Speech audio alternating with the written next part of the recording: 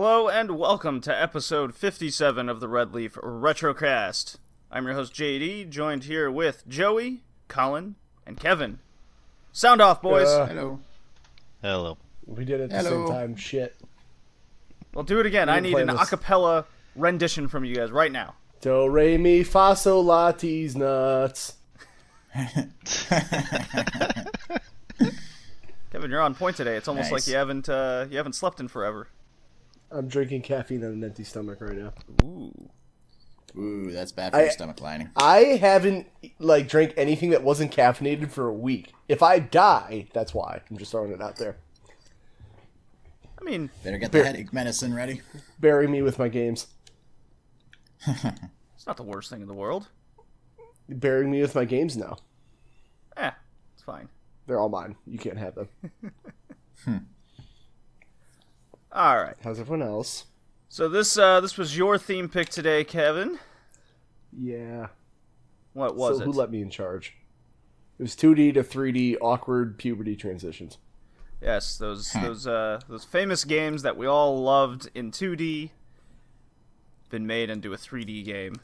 Did it work? Can we call this episode Pubic Transitions? I'll make an asterisk.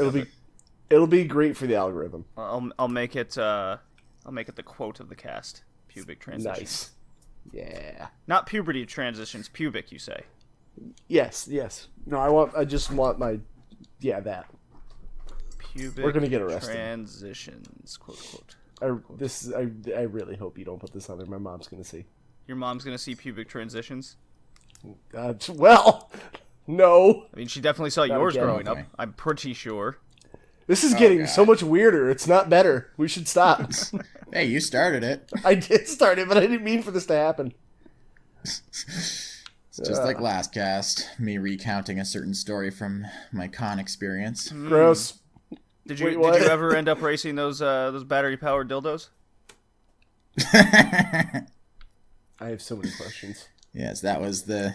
I'm not here You for missed a one lot cast. last cast, Kevin. Colin, Not here for I one feel you're cast. dodging the important question. I think we need They to do a didn't whole let us take 'em podcast home with episode us. on them. We need to do an entire podcast dedicated to racing dildos and vibrators. I mean, it could be a retro game. You don't know how long it's been going on. Ah, yes, the famous Super Nintendo game, Battery Powered Dildos. Is there Favorite game. I wouldn't put it past Japan. Okay? is there a Yeah. They might have Japanese that. dildo racing game? Don't look this up. Yeah. I wouldn't Japanese doubt it. dildo racing video game. It would be awesome in my Google search history. You could just use an incognito tab, but whatever. Live your life. Well, the first result that comes up is Japanese dildo car race videos, free porn That's videos. not Right. great. Okay, cool. Of course. Wait, What an oddly dildo specific car category. race? Japanese girl rides dildo machine race cars. Cool, great. Can you send that? There's one an to me for actual research? show apparently on Pornhub called Who's On? Japanese game show. There's a show, as in a weekly show. Like they get Okay, sure. yeah, Whatever, it took place in 2017. It was a weekly show apparently. Oh, good, great. Hey, they gotta compete with Netflix somehow. That's true. You know what? Yes, Pornhub has to compete with Netflix. They're really oh man, we're gonna lose our audience. Sex toy races in Vegas. All right, this is What? this is not getting any better. What have we done? We're gonna violate the COPA laws, JD. It's okay. We don't monetize the podcast anyways. Oh, cool. And we still got Podbean and Stitcher and others. I'll give you a Podbean. Nice. Where else can we find the podcast, Colin? Spotify? Yes, correct. And iHeartRadio? Yeah, And I forget what else. not SoundCloud. We're on basically everything. Anyways, Red Leaf Retrocast. Why aren't we on SoundCloud? Wait, what? Because SoundCloud costs Oh, yeah, more money. It doesn't just really? integrate. Oh yeah, I found the name of the guy who hosted the races. John St. John. Which one? The races Hail in to the Japan or king, Vegas? baby. This is important. The racist. The ones in Detroit that I witnessed. Ah, you got The his races in business Japan. card, right? I imagine so. What? You don't remember getting his business card? You were just enthralled with No, the he wasn't phallic handing out- penises going down the plank of wood? Gross. Yeah, he wasn't handing them out. All he was handing them out was the lube and the condoms. Ah, I have questions. You say Yes, you John do. St. John? Like Duke Nukem? Yeah, that's what I was thinking too. the video I think game he's a voice crossover actor. just becomes more and more with every episode. It's actually he hasn't made any checks since he voiced Big the Cat, really. So also he voiced Big the Cat. Let's not forget that. The most famous Sonic Yes. character ever that wasn't named Sonic? It's bullshit that he's not in the fucking movie. First of all, He's not? I love that. Kevin, what was did it? you know that because What? Sonic fucked up the design and they spent $35 million to Sonic fix himself fucked up the design. Yes, Sonic himself, right? Yeah, the Sonic movie people. They fucked up his he's- design and they spent $35 million. Did you know, Kevin, that now you have to see the bad movie? Man, here's the thing about that. No, because I haven't even played the Sonic games. But now the fans are drunk with power, and we demand Big the Cat in the movie. Conspiracy theory time. I have the feeling the movie makers designed him badly on purpose to Okay. get negative attention for the movie while keeping love the it. good design in Hello. their back pocket. Yeah. And then when the shit hit the fan and lots of people became aware of the movie as a result, the director pretended it was a mistake, pretended to correct it, and once the good design was unveiled, more people were satisfied with it, and they'd have more people going to see the movie than if they had the good design initially. Well, Yeah, I kind of think that too. So, while that is a sound theory, here's the problem with that. I still don't give a shit about a Sonic movie. you Yeah, me wouldn't be either. the only one, Kevin, because no one saw it. Oh, wait, it's out? Yeah. That's why Oh, people yeah. are clamoring for everyone to go see it, because it wasn't making money. It was like $80 million in the hole still. Oh, well, here's the thing. Maybe just don't make a fucking Sonic movie and I'll care. Maybe don't make a bad movie. Maybe just don't make video game movies because there's a reason they never work. Resident Evil movies did well. No, they didn't. Yeah, they did. No, they didn't. They made a profit, and they made like 5 of them. Yeah, just because they made I thought it 5 of was them doesn't 7. mean they were good ideas. But they were There's profitable. 7 of them? I'm pretty sure there's 5. There's 7? Also, it There doesn't was like release till one February or maybe of 2 2020. good ones in there. Ah, JD lied. How many are there? No, I'm talking about Sonic. What about it? You lied, JD. It's not out. I thought it was out. Ah, It's you're not. wrong. It's not. No, I think it comes out like February-ish. Sonic movie. Something Yeah, around there. February 14th. Oh. Valentine's Day. Why Valentine's Day? Because what is a more romantic movie than watching a blue furry hedgehog? It gets my Got me lady. there. Gets my lady all. Ooh, speaking of Resident Evil, apparently they're rebooting the film series. They're rebooting Resident Evil, you say? Apparently, that's what Wikipedia says. That's cool. Why? Fantastic. Mila Jovovich is coming back with a vengeance. Ooh. What's her name? Mila Jovovich. It's Mia Jovovich, I think. Mila Yeah. Popovich. Apparently, Screen Rant said the reboot will be super, super scary and faithful to the games. Well, we'll see about that. I don't know. I like the can't- over campiness that those Resident Evil movies had. I really hope it's a whole movie of Leon trying to rearrange his inventory the whole time. You asked I gotta for find being ink faithful ribbons. to the games. He goes around a corner, goes into a closet, and just shows him fumbling through his pockets, lining everything out on a table, going, "My pockets can't hold these 5 things. I gotta get rid of one." I need to find a typewriter. Yeah, he pulls out like 3 ribbons of of save tape. It's like, shit, I can only keep 2. And there's random health herbs all over the place. Bit by a zombie, I just can't wait, sprays man. himself with grass. Okay. Oh, This no. would be a funny movie. Very faithful.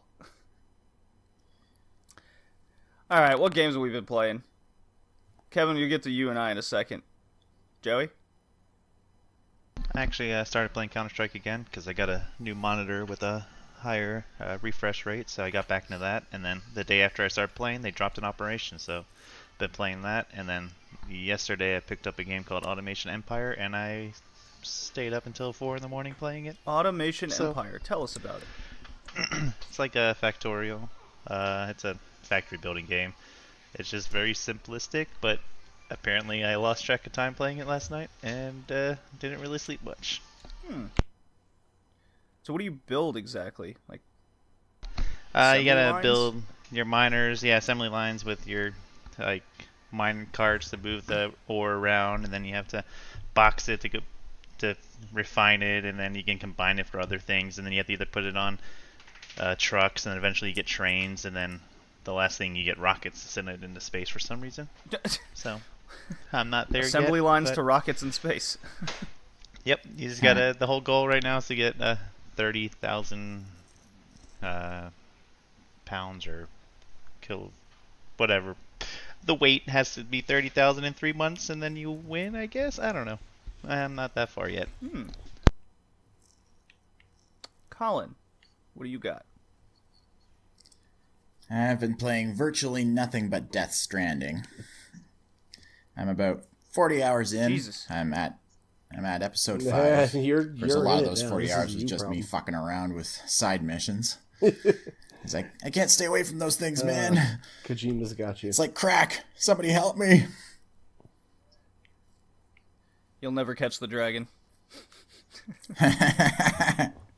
So true. For every side mission I complete, literally 5 more pop up. So I just decided, fuck it, I'm doing the story missions. Ah, you went my route, but I decided to do that at like 6 hours. Yeah.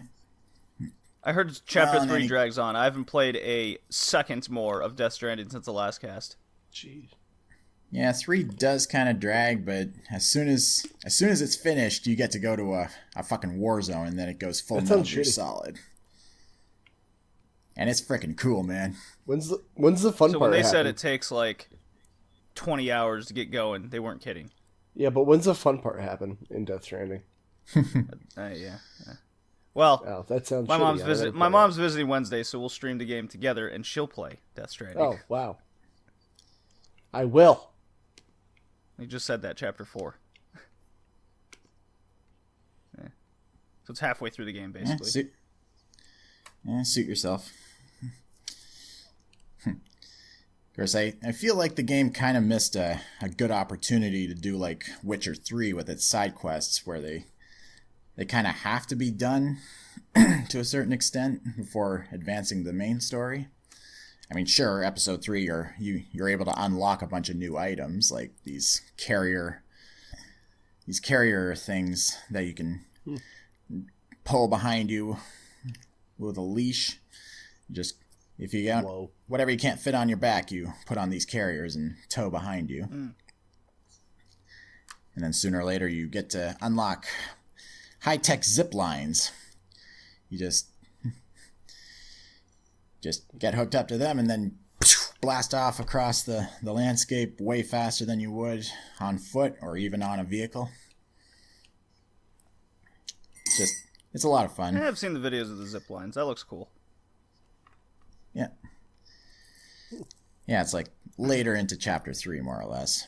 And then around chapter 4 and 5, you get to see some really cool story developments.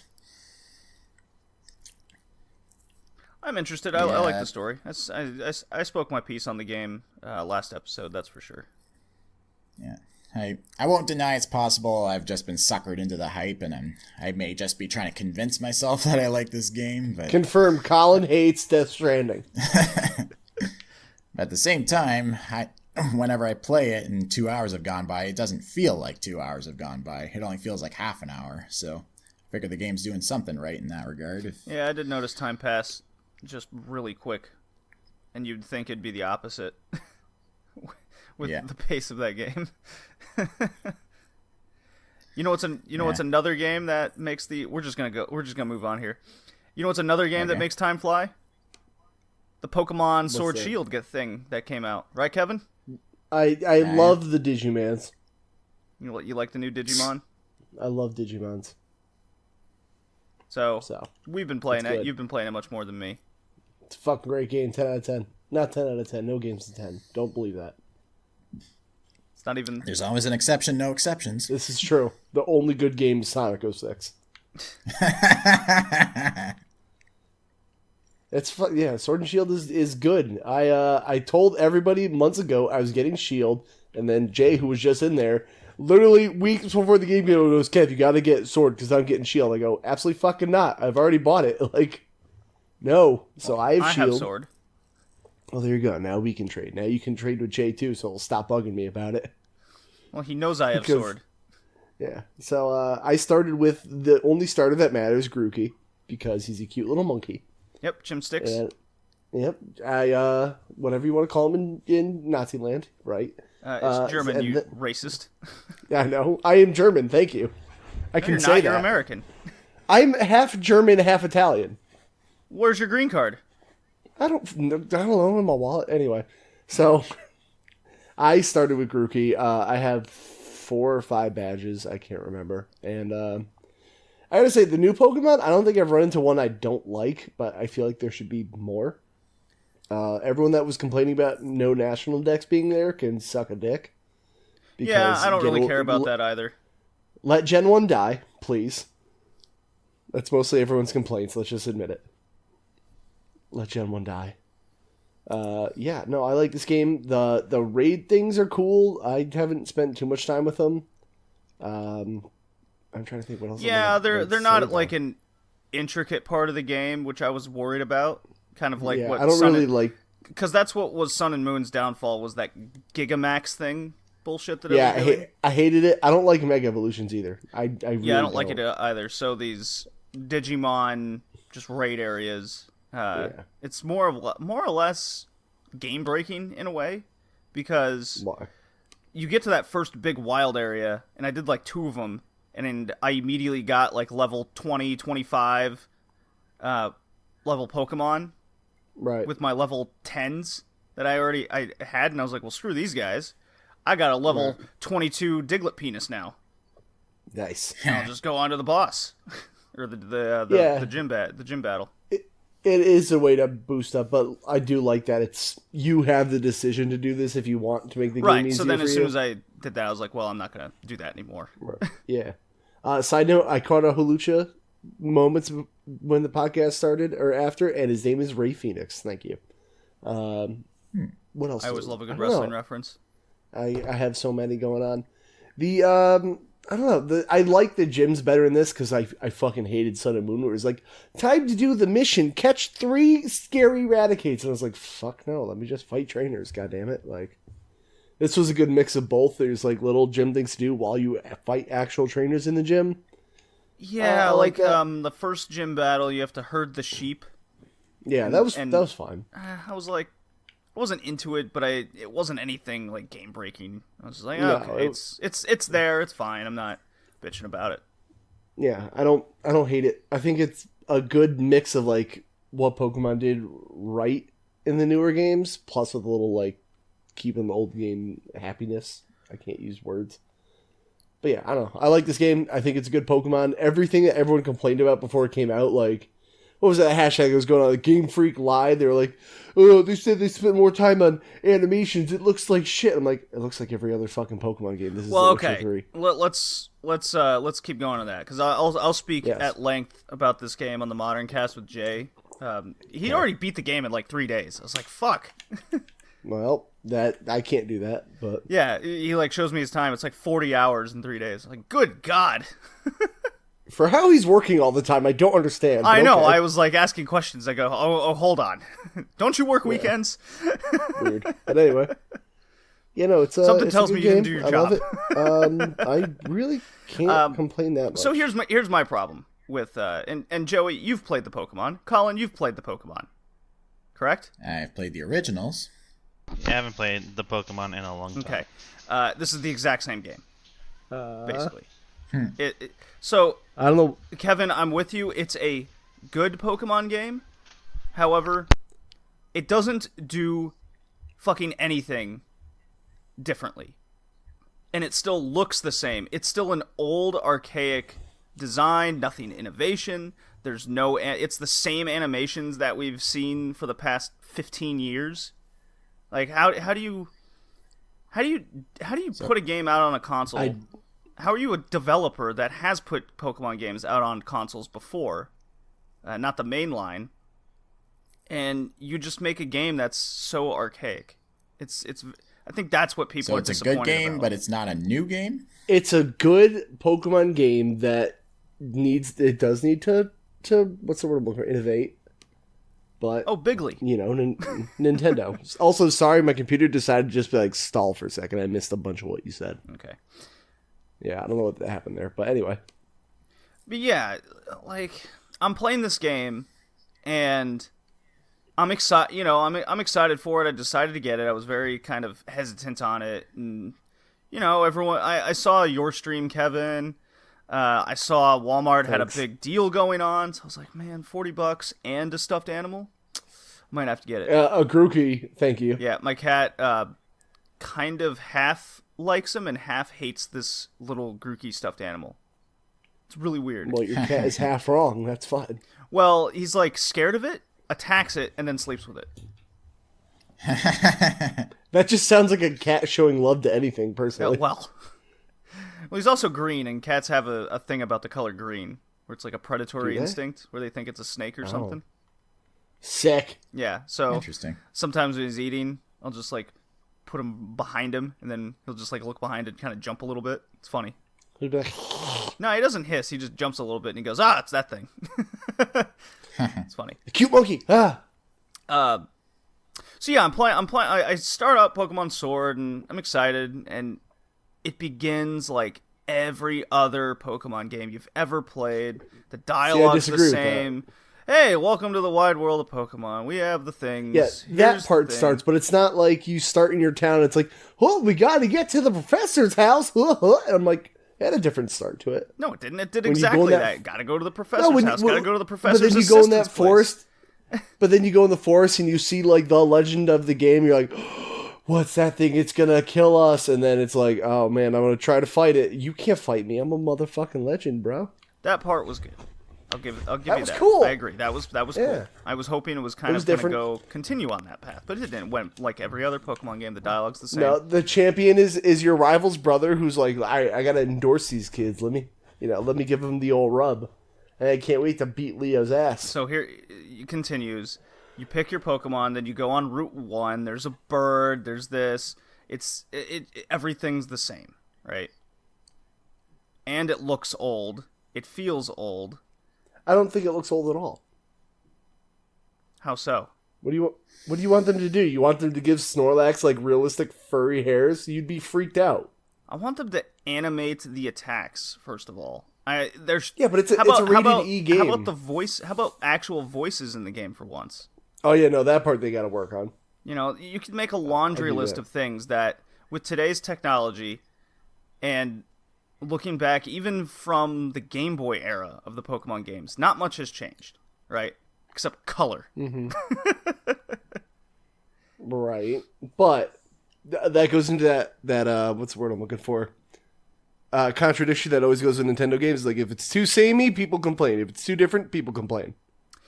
Yeah, we kind of Specifically with briefly Nintendo talked games. about that same thing prior, but I mean, we can look at the Zelda and Mario and Donkey Kong games to an extent where they try to innovate or do something different every game to keep it fresh, and I just don't get that with Pokemon.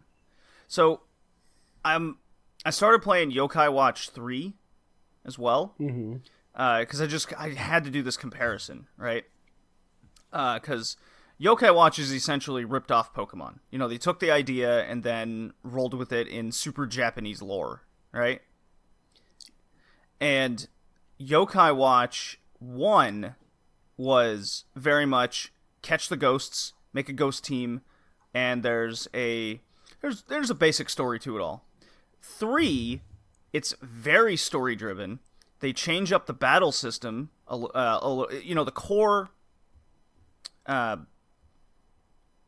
core gameplay of the battle system is still the same. You put out 3 people on a team, you have a bench, and you can swap them out. But they innovated a little bit by making a board, kind of like South Park Fractured Butthole, as opposed to Stick of Truth. You know what I mean? Yes. Yeah. So Yokai Watch 3 did a lot of things to innovate and make it differentiate itself from a previous game. And I think that's what that concept right there alone is what Pokemon's missing in today's day and age. But Yokai Watch has the benefit of not being as popular, so people aren't. Oh, it's so heavily stuck to popular it. in Japan. It is Yeah, as but, like, popular as Pokemon in Japan. Well, I don't know what they're saying in Japan because I don't live there, but like here, no doubt Pokemon's more popular. So it's kind of like, well, this is what people know. We have to do this. Whereas Yokai Watch is kind of like, I guess we could experiment over here. Fucking why not, right? Well, you can keep, like I said, you can keep core concepts of gameplay, right? And then just like I feel like they've been trying to do that with the Mega Evolution and Gigamax and the Digiman Dynamax. world, but it's not actually changing up the gameplay. It's just now it's bigger, right? It's not really anything. Get what I'm saying? Yeah, I do, and they do need to update some things. I'm not going to deny that, but it's also comfort food, where I'm like, I know Pokemon. This is what I want. Yeah, it's very easy to play. It's very addicting. It's Yeah.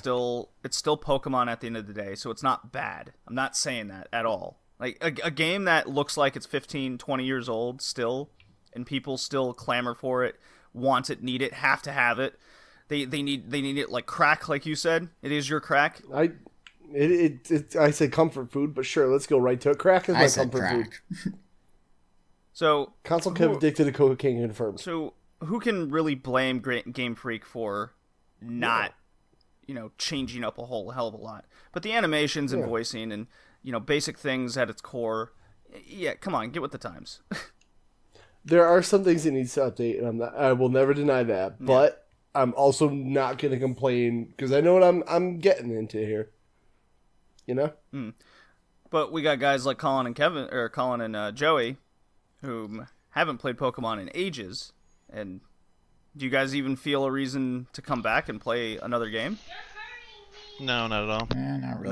That's kind of what I'm talking about. And that's fine.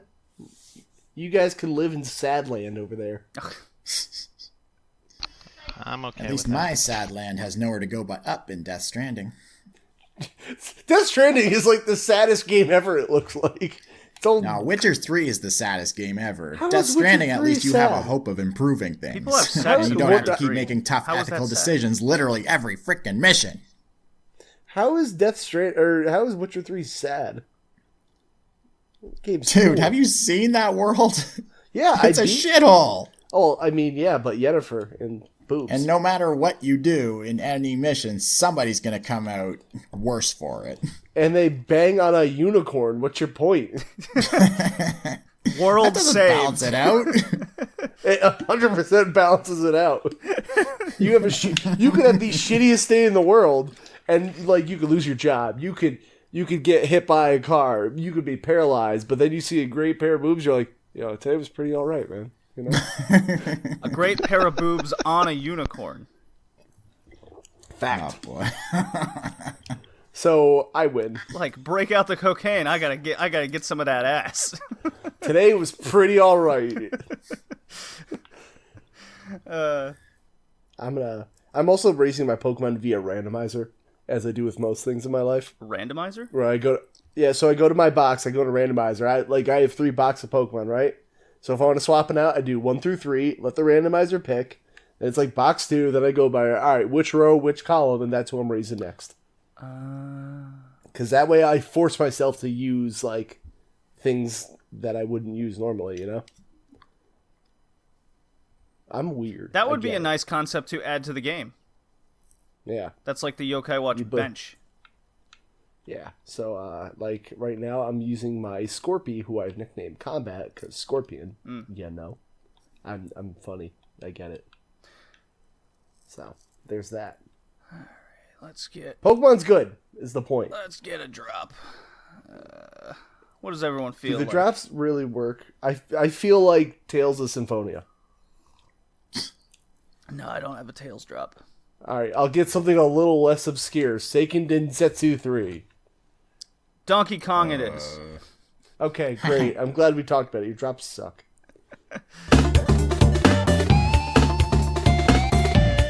Viva la Revolution. All right. Free Hong Kong. Revolution of our time. Revolution of our time. Man, Hong Blizzard's Kong gonna ban has our been podcast. Man, did you see those videos of the Hong Kong protests? No, because I try to stay out of politics as much as I can. Dude, they're like throwing Molotov cocktails at the police and Hell bow and yeah. arrows. They're going Who primal the fuck with this whips shit. out a bow and arrow? Exactly. It's like the coolest protest you've ever seen. I think you're forgetting it's not America where they don't have guns everywhere. You're right. They gotta get way more creative, which is cool. They're like, the police are coming on with big ass trucks, and then they're just like, get the fire and bow and arrows. Let's go primal on these assholes. Back up, back up, back up. Some dude showed, They're pulling some dude an showed up with a avatar. trident. He's got a trident. Holy shit. Where'd he get that? Joey, is that a hand grenade? Of course it is. Oh boy. Who brought an Iron Maiden to this protest? What the fuck? Is that the device that Maybe stretches they your played legs Iron out? Maiden to pump themselves up. Somebody set up a whole trebuchet over there. Holy shit, we should leave. Aim at the insurance company. We should not be allowed in China. Anyway. Winnie the we Pooh. allowed There in we go. China? Now we can never go. Excuse me? I have a question. What? Are you not familiar with the Winnie the that- Pooh China connection? Nope, gotta know now. So The Prime Minister. you can tell it, Colin. Yeah, go ahead. The Prime Minister of China, at least I think that's his title. I forget. Anyway, Prime Minister of Dictator. China. Yeah, dictator of China. He is notorious for hating comparisons of his appearance to that of Winnie the Pooh, to the point that he banned Winnie the Pooh from the country. I have to look this up now. There's even an episode of South Park where Stan's dad, Randy, wants to sell weed in China and get that sweet Chinese money, and so he strangles and murders Winnie the Pooh.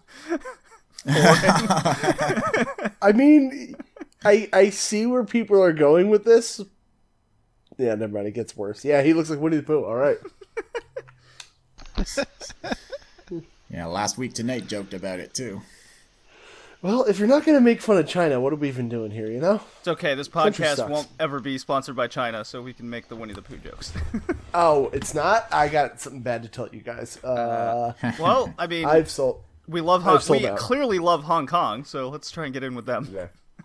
Revolution over times. Get those Red Leaf Retrocast bow and arrows today.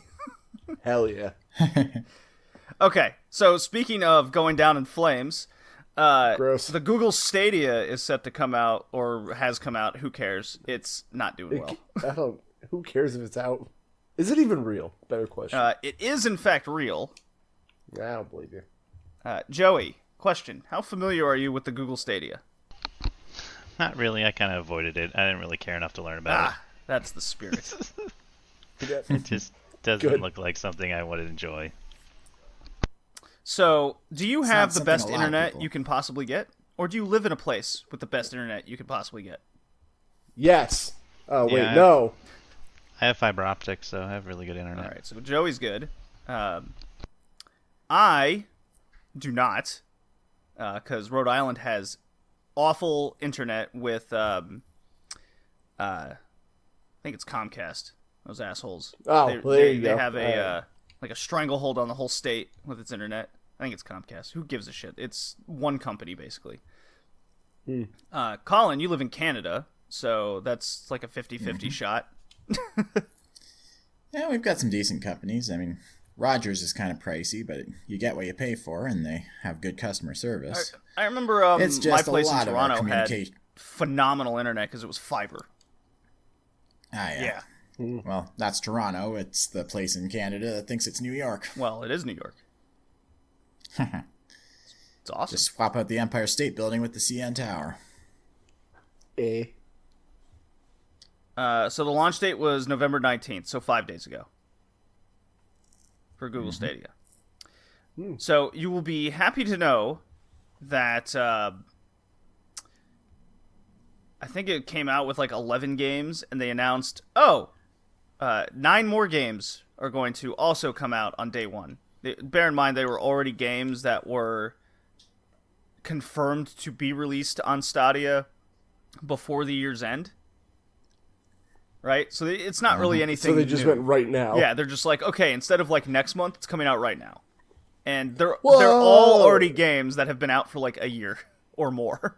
And they're charging $60 for each of them. Yep, that as well, and you have to pay for the streaming service to just access those $60 games.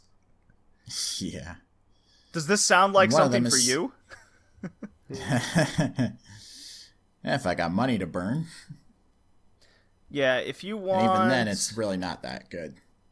If you want Sold. 1080p gameplay at 60 frames per second, you need 20 megabits of bandwidth.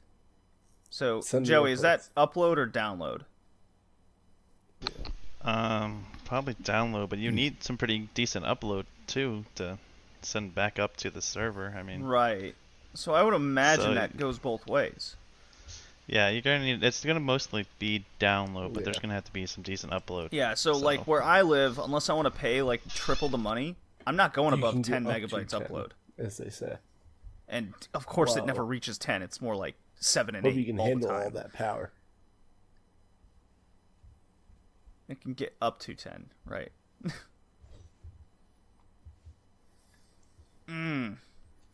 And do you guys have infinite or a very large amount of like download space?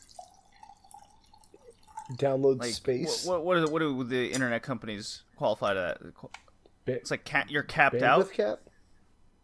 Oh, I don't have the cap, and if I did, I'd leave that company. Because immediately. in Canada, I didn't have a cap, but I paid a little extra for that. In Rhode Island, there is a cap, which is why I don't upload as much as I used to. That's so dumb, though. Like, how can they just decide you can't use the internet this much? Well, when I lived in Germany, it was like horrid. Like their caps are insane. They just don't want streaming, basically. You're not allowed to stream. I had like 2 gigabytes a month where I What was the living. fuck? Yeah. Think about that for a second. Yeah, I'd be like, Because "All I right, was like, leave. I would See ya." send so many emails and whatnot to family and just talking like through Messenger. I went through those 2 gigs every month. It was nuts. That shouldn't be legal. Well, it's Germany. I think it's changed a lot since Yeah, but what if 2009, Imagine if your water company's like, you can't use this much water. Fuck your living. you've used Like, too much water this month. Just use what Capped you pay out at for, 3 and liters. then good. Yeah. You like living? But I'm here's the fine. difference. That's an actual source. While the internet but is not the thing an is- actual like it's not a non-renewable resource, you know? Yeah, that's the thing. People are treating it like, whoa, hold on. You're using too much of this here interwebs. Like, it's not. It's very limited, like wind. You can't be using all this. So, fuck Yeah. 'em. I don't know. I've been so I was at the video game store I go to yesterday, trying out various games. I tried Shenmue 3, by the way, Nah, that's probably. and I asked them. I'm like looking around. You guys have a Google Stadia? And they go, "Hey, this is a video game store that has like everything." They go, "No, we don't have that." But And why I would go, they? "Well, why not?" He goes, "Well, no one wanted one." I was like, "Well, a good start." Well, no, but like, what good would it do them? A streaming only service? Like, why would they carry it? You could charge people to play it. Yeah, no. But it makes no, I don't know, this whole I concept of Google Stadia makes no sense to me. No, it makes sense, but I don't think the world is ready because there's so many places with shitty internet, and two, just why am I going to pay for a game? Like, I'm a proponent of like digital games are fine with me. I will pay for them because regardless of what people think, I own the game. It's mine. But streaming is just like you are literally at the mercy of Google, and when they're bored of Stadia, like they get with all their stuff, they'll just go, it sucks to be you. Sorry, we don't have that server anymore. Yeah, I feel you on that one. Like, I can still play Scott Pilgrim vs. the World if I want to. Yes, Well, you I can, just think people. it's dumb. You pay for a service, right? $10 a month, $20 a month, whatever tier you're getting. There are tiers, by the way, which is dumb, which I hate. Which is dumb. Hate that. Then you have to pay for the game on top of it. But once you stop the service, you don't have the game anymore. If I understand, if I understand that correctly, which is, well, then why would I bother? Why wouldn't I just get an Xbox? Shit.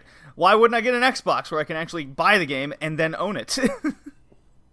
Well, yeah, I thought it was one or the other. Like, if they were doing, like, it's $20 a month and all the games are free after that, I'd be like, oh, okay, I'll try that.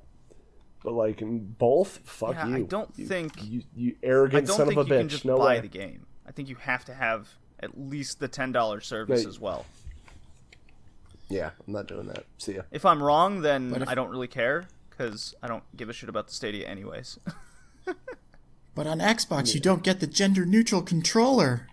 That's true. You do get a gender-neutral controller. Very Whatever the hell progressive. that means. It's mint green, the most gender-neutral color of all. I can't even be mad at how pathetic that is. That's pandering at its finest. Yep. Like, I'm very for a very accepting world, but there's so much pandering. Yeah. Like, sometimes, and I'm just like, come on. Like, and it's backfiring. Like, yeah, I mean, Gillette lost a lot of money thanks to its pandering.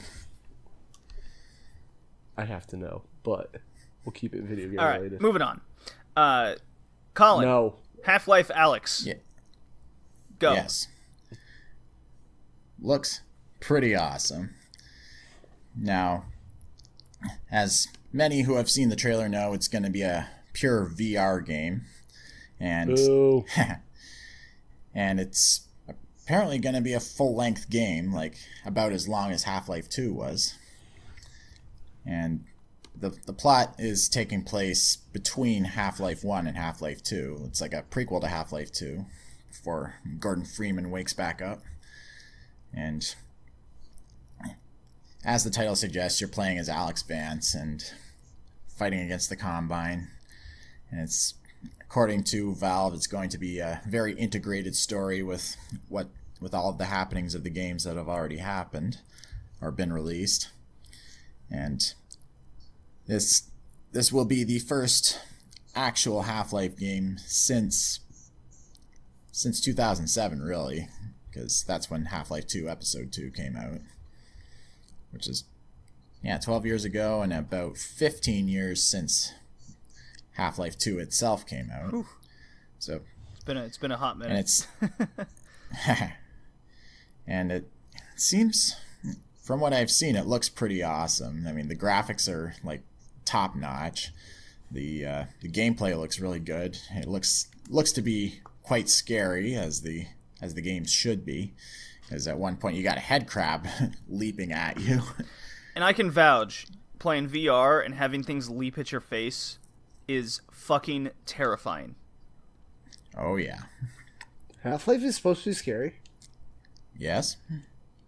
It is? The first one wasn't scary when I played that. Really? It literally scared the piss out of me at one point. Oh, Then again, I just thought it was a then pretty again, I good was shooter. 12. Joey, did Half-Life ever scare you? Yeah.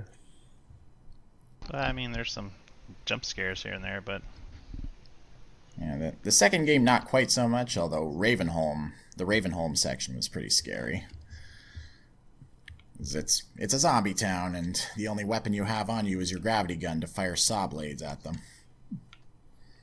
But yeah, I'm really surprisingly quite interested in this one. I mean, there's so much you can do, like in the game, because apparently with Alex's high-tech gloves that you get, you can like grab guns from a distance, or just objects from a distance, using, I guess, gravity gun technology. Yeah, that the concept of point and click and things warp to your hand is very common in VR games.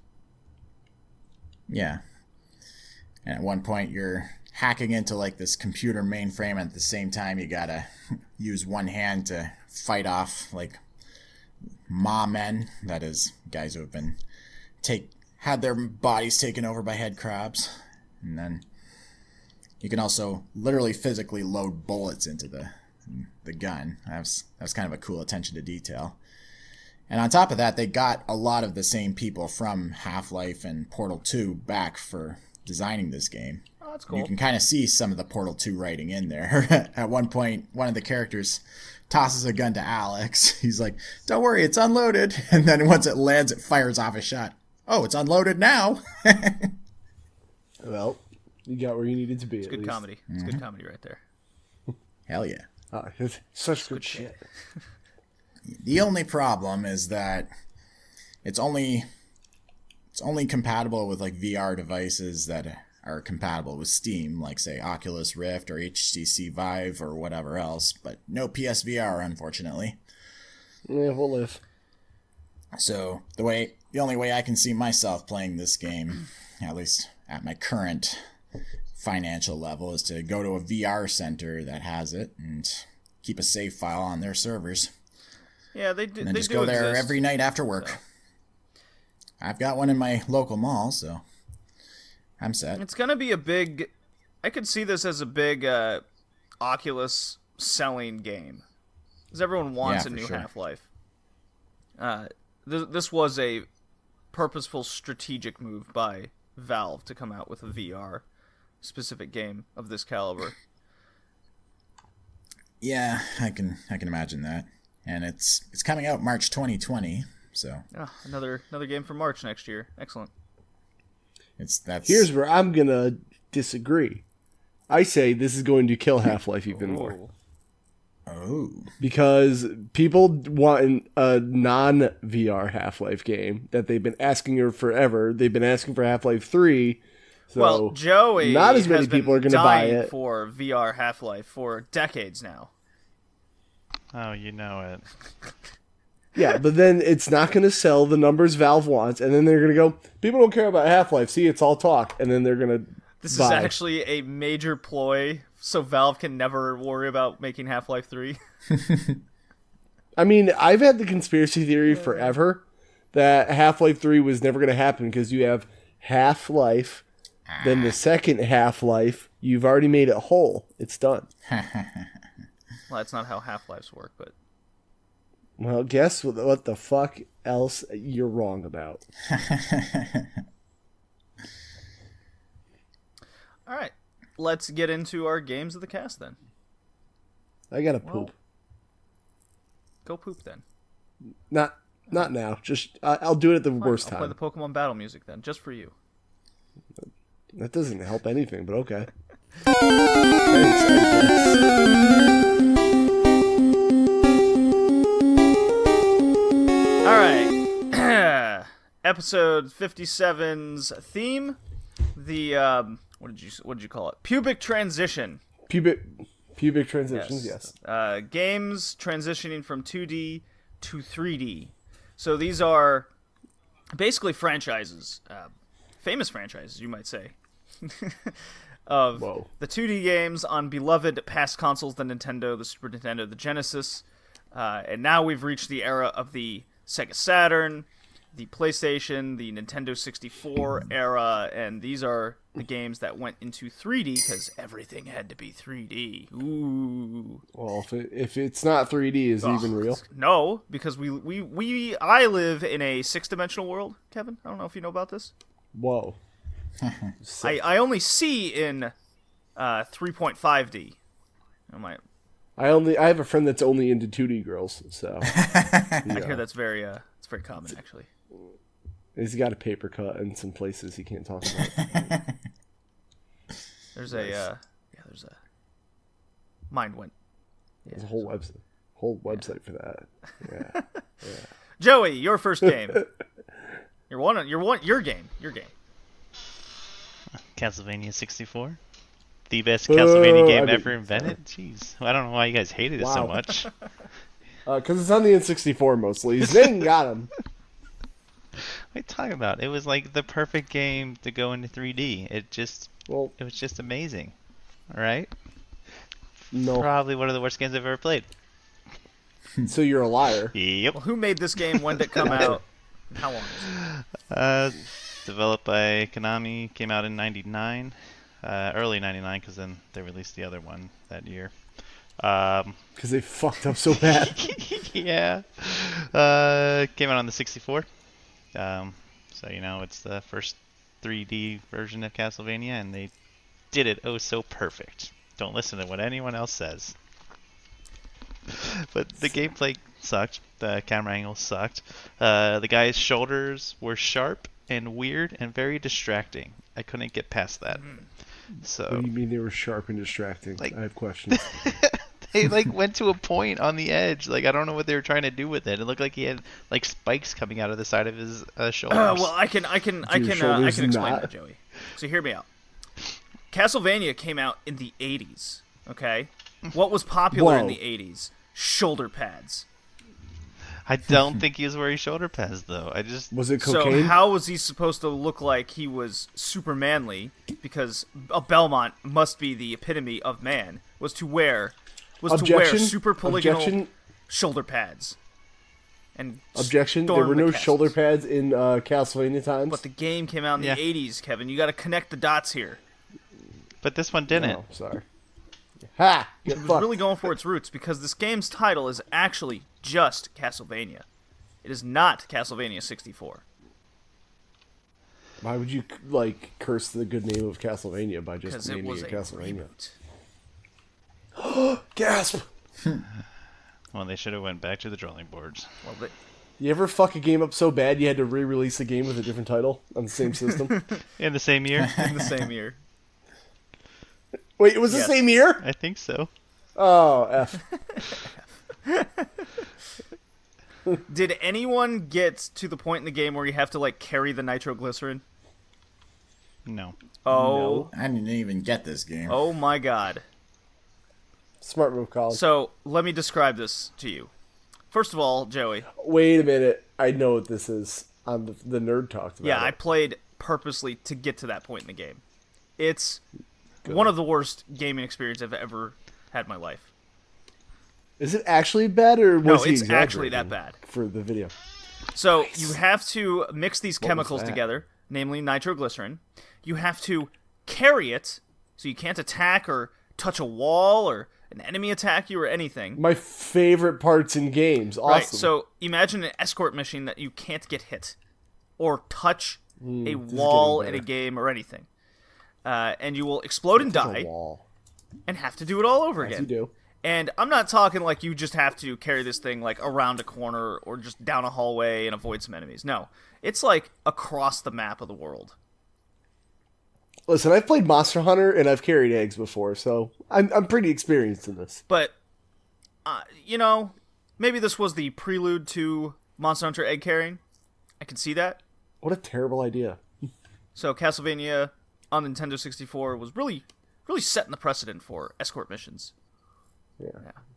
So yeah, that nitroglycerin Wow, my part, favorite. I was not able to beat it.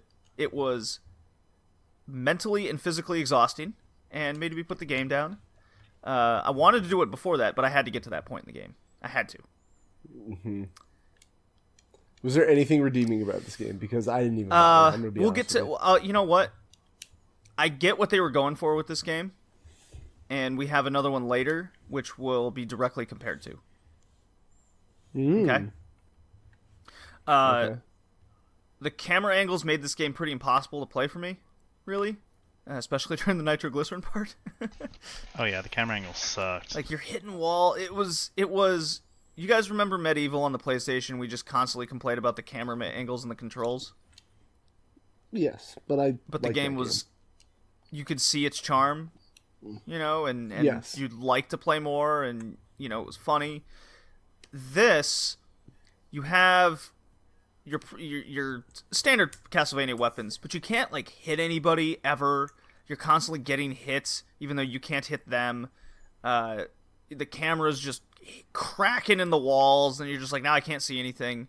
It's just one thing after another. This game is physically unplayable. Is there any camera controls on the N64? There's L and R and the C buttons. Yeah, but for this game, did they actually use them, or is it just nah, good luck, fam? I mean, it's not like Zelda Ocarina of Time controls by any means. No. Those aren't good Yeah, either. but you so, have Z targeting, okay. so you can Yeah, well. You can flip the camera around. You can't do that in this one. Hmm. And it's not like Mario 64, where you just click L and R and it goes left and right. You have to kind of stop, turn the camera, and then there are more games that do that, of course, on this cast. But it just hits walls. Mario 64, yeah, it hit walls, but it would kind of flip and fix itself. Right. This doesn't do that. You're just stuck in a wall, and that's all you see. So pretty much it's bad. Yeah. Was there any, I assume it's all going for the 3D platforming, trying to be, how do I describe There's no this? platforming. Because there's no platforming? So what the fuck is a the straight point of this action game of Great. Well, I guess the other one didn't. the game really clocks either. in around 10 hours. I'm shocked if you'll get even Why? one. So how long did you play, Joey? Probably about 20 minutes. I couldn't get too much into this game. Well, describe your 20 minutes for the audience. It was terrible. I couldn't get past the shoulders. I told you. It just the camera angles, the shoulders. The game was just boring. I didn't really have anything that wanted me to keep playing. There was nothing there. But what about the giant skeleton at the beginning? No. Yeah, there was nothing there. That might have been the only decent thing, but it wasn't enough. I mean, once you're done with it, you're never going to see him again. So what's the point of playing past But it's a him? Dynamax Pokemon Sword Shield skeleton. You could have raided with your fellow. yeah. Oh wait, there's no friends in this game. There's no friends ever in this game. You're alone forever with your sadness and Dracula. Darkness and Dracula. Colin, did you play this game at all, or just watch YouTube videos? Watch videos. I couldn't Who find would it torture anywhere. themselves? Boy, howdy! I wish I watched videos. Well, So, does anyone have any experience with the sequel? Which one? The one that was they fixed it, but not really. Oh no. I don't know if I've even heard of it. It's there's another N64 Castlevania. I don't think I played it. And they pretty much put it out because the first one was so bad. Oh shit. Yeah, it's called Legacy of Darkness. Excuse me. It came out exactly 11 months later. So January to November. It's an expanded version. And it also contains a remake of the original game with improved graphics, so that's their selling point. So Castlevania 4 yet again. Cool. This one has platforming. Oh. Yeah. Why? I thought we were done from that. Yeah, this one. Instead of making it more of the action adventure game, they focused on jumping from platform to platform and traps and hazards. So kind of more like a Tomb Raider game, if I'm to compare. Do I want Tomb Raider Castlevania? Oh no. Let's see what reviews this got. Reception. Mixed reception, aggregate score of 63. So it's not good either. Okay. So just to prove a point, Symphony of the Night was on PlayStation. That's all I have to say. Just want to remind you all that. Symphony of the Night does exist. And 64 sucks. And 64 sucks too. So. Boo. So I think it goes without saying, Joey, I think we failed this game. Oh hell yeah, definitely. I'm giving it a pass. -2 shoulder pads out of 0. Yeah, it poked me in the eye to enjoy this game. It's just not good. I give it a pass. You troll. I stand by it. I stand by this. You bridge troll. All right, Colin, you're up. Excuse Your me. game. I have to poop. Okay. I'm a poop. You guys talk. Did I'll you be play back. this game, Kevin, that we're about to talk about? Yeah, I Okay, did. well, So did I. So I'm a poop now. But I played Gaiden, which is the same. No, wait. you mean Sigma. Sigma's the same. Sigma. That's what I meant. I'll be back. Pooping. Okay. It's like me. That's like me earlier on the cast. blanking on the pumpkin name in German. It's like I played the Gaiden version of Ninja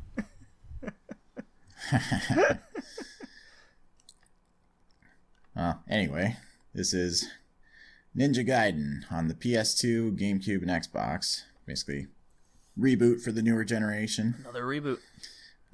Yeah. It was developed by Team Ninja and published by Tecmo.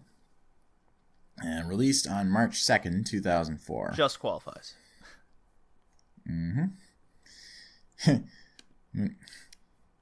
Have any of you watched the Awesome Gaiden video by Ego Raptor? I have not.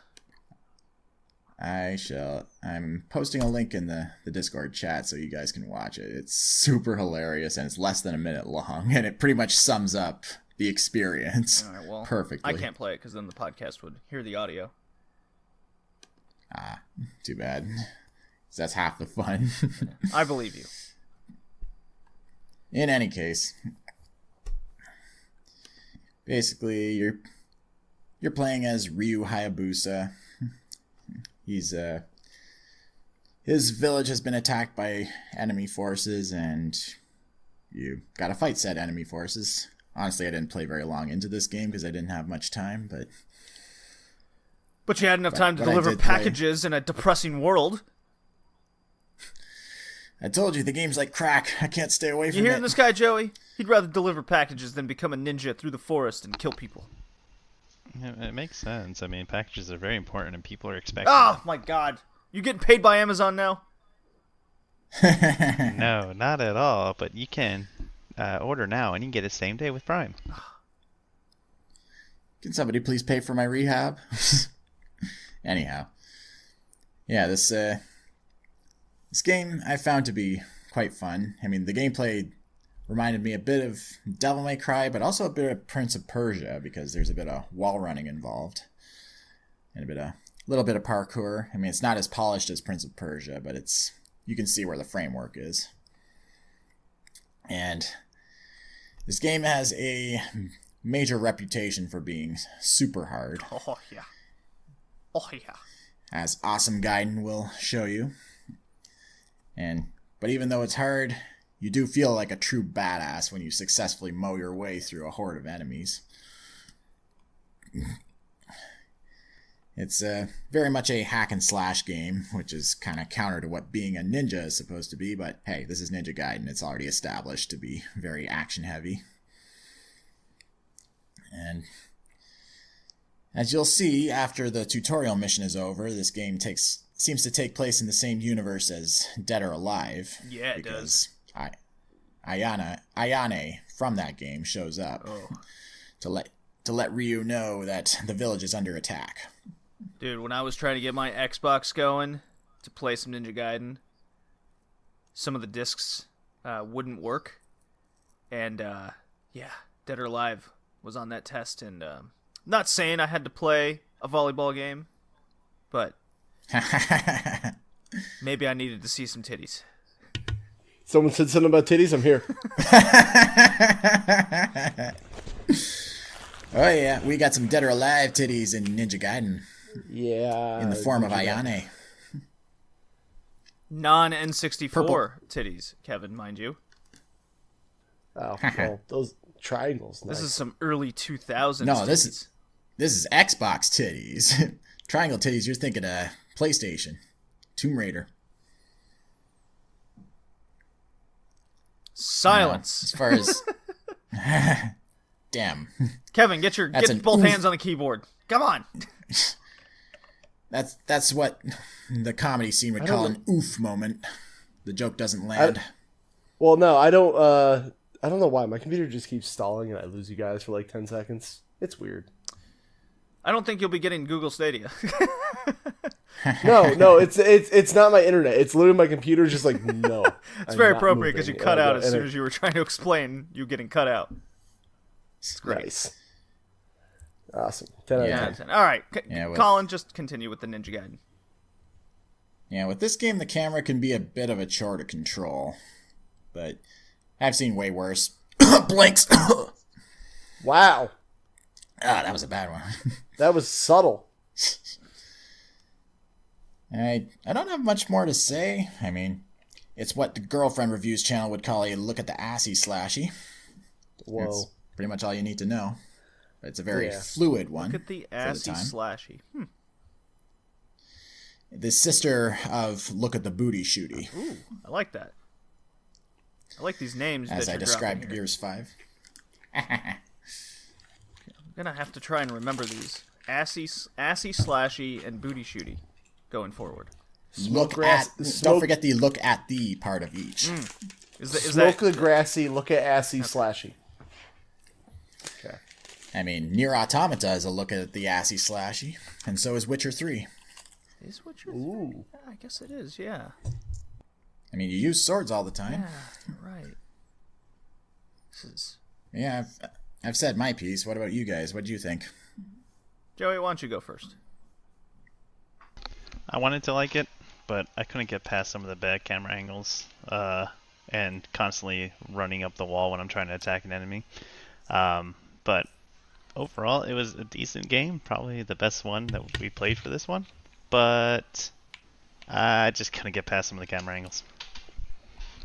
Nice. Yeah, I feel you there. Yeah, I agree. So,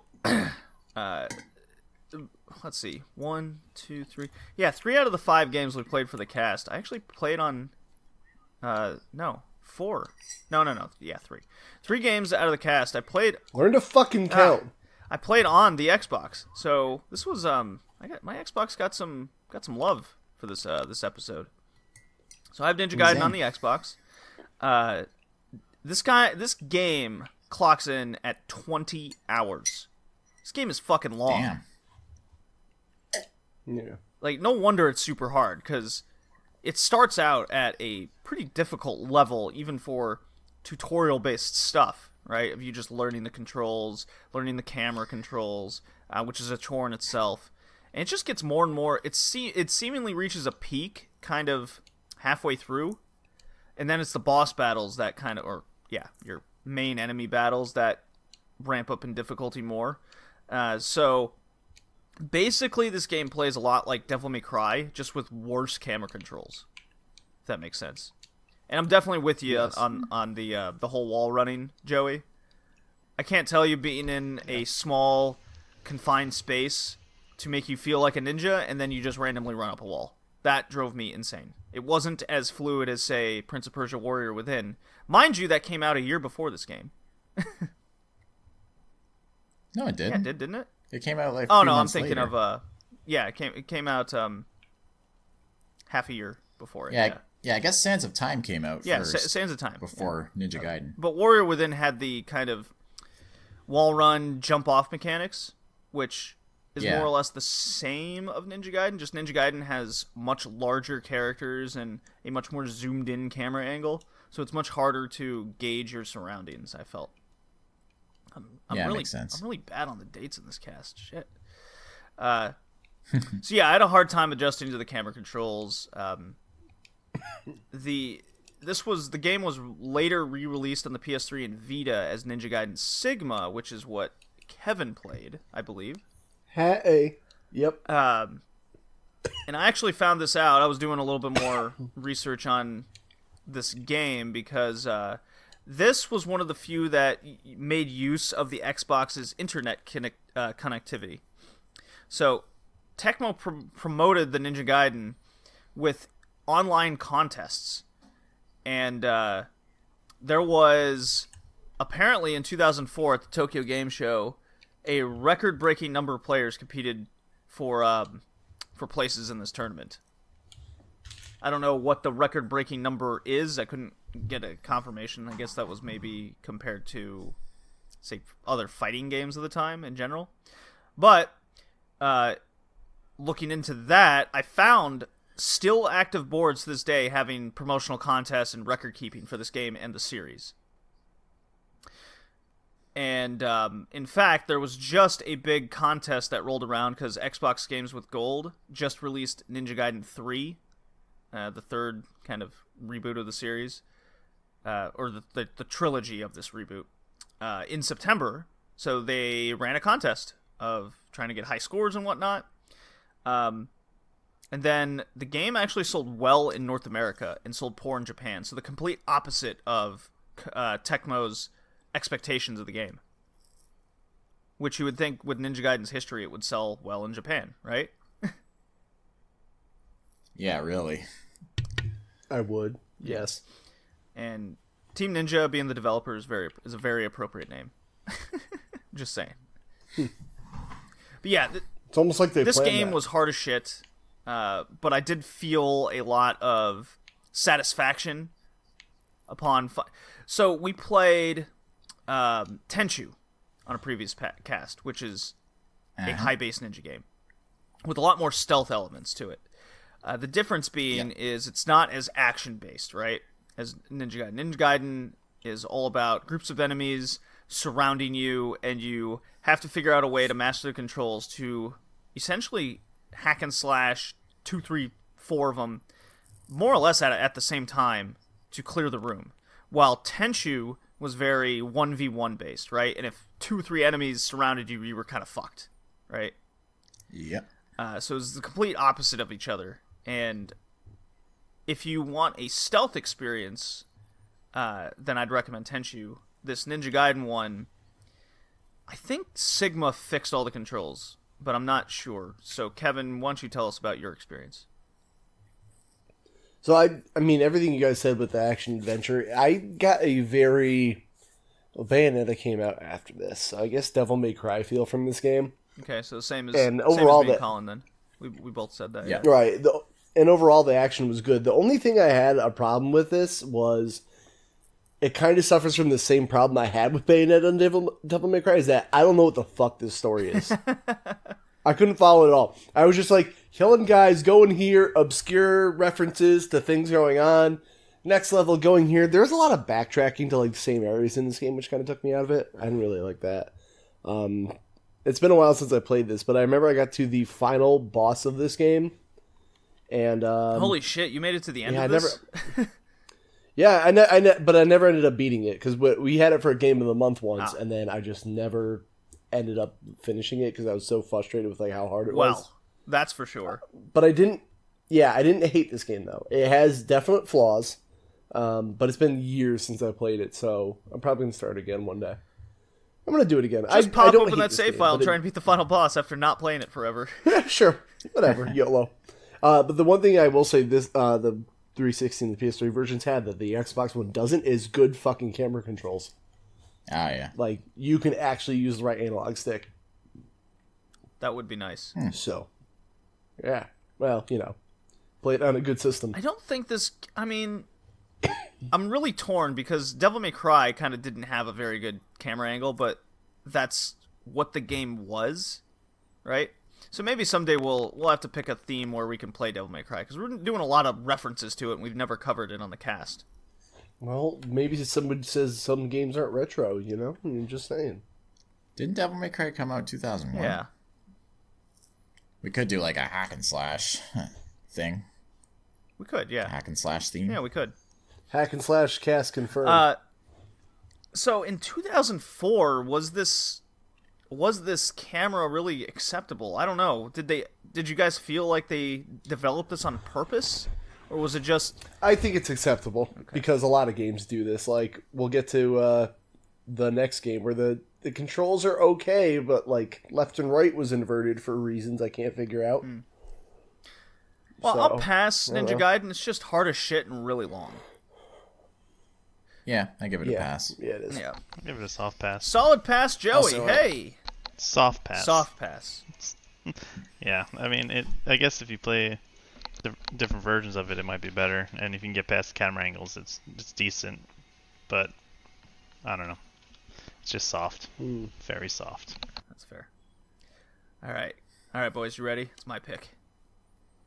Oh boy. So, can we just fail it without talking about it? No. We have to talk about it, because this is very important. So, when we were talking about 2D to 3D, I'm like, man. And Joey, you picked Castlevania. I was like, you know what? That is a great example of a company having an idea and not executing it well, right?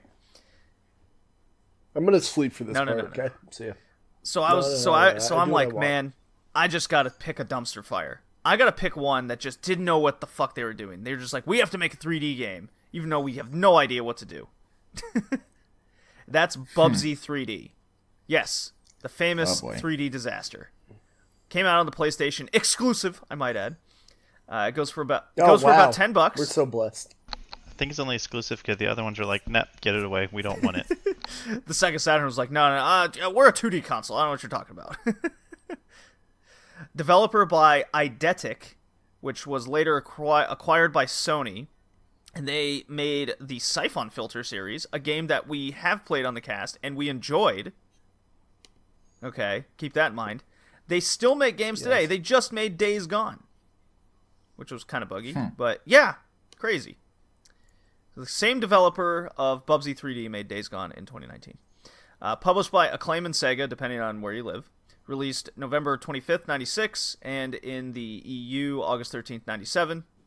Game clocks in at 5 hours, but on average would take about 45 to complete most of the extras in the game. Fuck! It's quite the difference. Oh, jeez. And I want to say right away that this game has good reviews out there. Where? What reviews gave it good reviews? And it's not just like one person gave it good reviews. It's like a 60-40 split of bad to good. Okay, wait, hold up. Speaking of reviews for Bubsy, keep talking, but I gotta read one review that was on the box. Okay. Okay, I'll get there. Hold on. You can keep going. Am I allowed? I gotta find it first. No. So Bubsy 3D, you are a cat that has a it's supposed to be punny, haha. And you're supposed to collect various, I don't know, carrots or whatever the fuck they are. Rockets. And atoms. Atoms, that's what they were. You're supposed to collect these things around a level, and eventually there's a boss. They generally suck. And most famous is there's a lot of platforming, floaty controls, and you can't turn the camera while you're walking or running. You have to completely stop, turn the camera, and go. And everything is the whole game is in this like weird, it's kind of isometric at the same time of 3D. Everything's in blocks. It's really weird. I don't know how else to describe this. The visually, it is one of a kind. How about that? It looks unfinished. Very much so. It looks like an N64 game with higher polygonals. The higher polygon count. That's all it looks. It's really strange. So it's great. So there's a point like right away in just about every single level. I played to the first boss. Okay? And every single level you'll come across an enemy that's just kind of in your way. I'll just throw one out there. One's a like a cloud with a lightning bolt. And it's just zooming across left to right, and you have to run past it. But the way it's moving is so fast that Bubsy doesn't move fast enough where you can actually get by him. So you just have to keep dying and keep trying until you just magically get past him. The game's full of moments like that.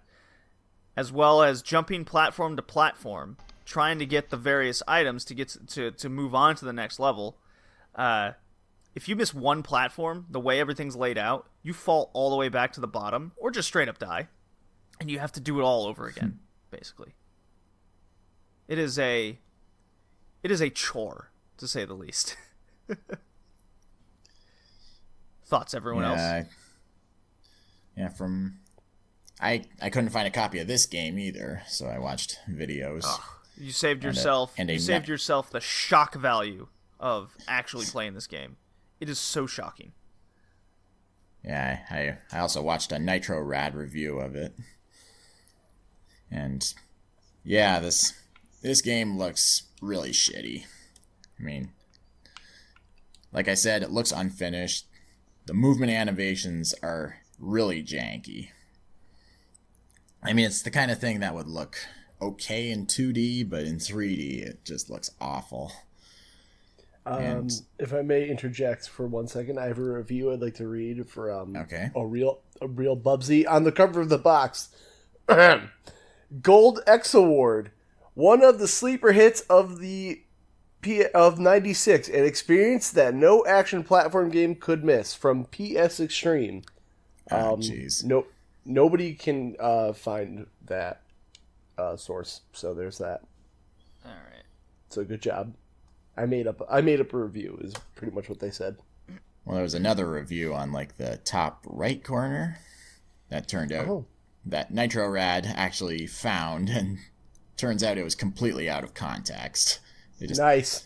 picked random positive words from it, and it was just for like the preview, their preview article of the game, and not even their actual review. Their actual review was total shit.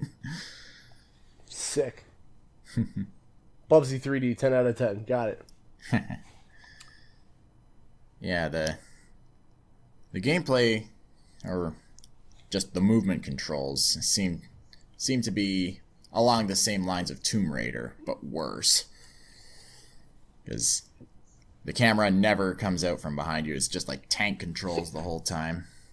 All right, I found the Game Fan, a snippet of the Game Fan review, because they gave it like an 80 out of 100. Massive environment, go anywhere gameplay, and amazing depth give Bubsy an entirely new perspective. Die hard experience, Game Fan. Oh my gosh. Yeah. But the most famous was definitely PlayStation Extreme, which gave it that Gold X Award. Yeah. Underwater-based levels reminiscent of Mario 64. That sounds awful. Yes, Wow. there's an underwater level in which the enemies can like chomp you from a mile away. It's just no. yeah, the hit detection is one of the worst games I've ever experienced. This game is fascinatingly bad. Like, you have to like there's a 2-player mode. I was playing with somebody. I had to bring this game into the video game shop, and I played this with someone 2-player. It's actually a race to try and collect the items in a level as fast as you can.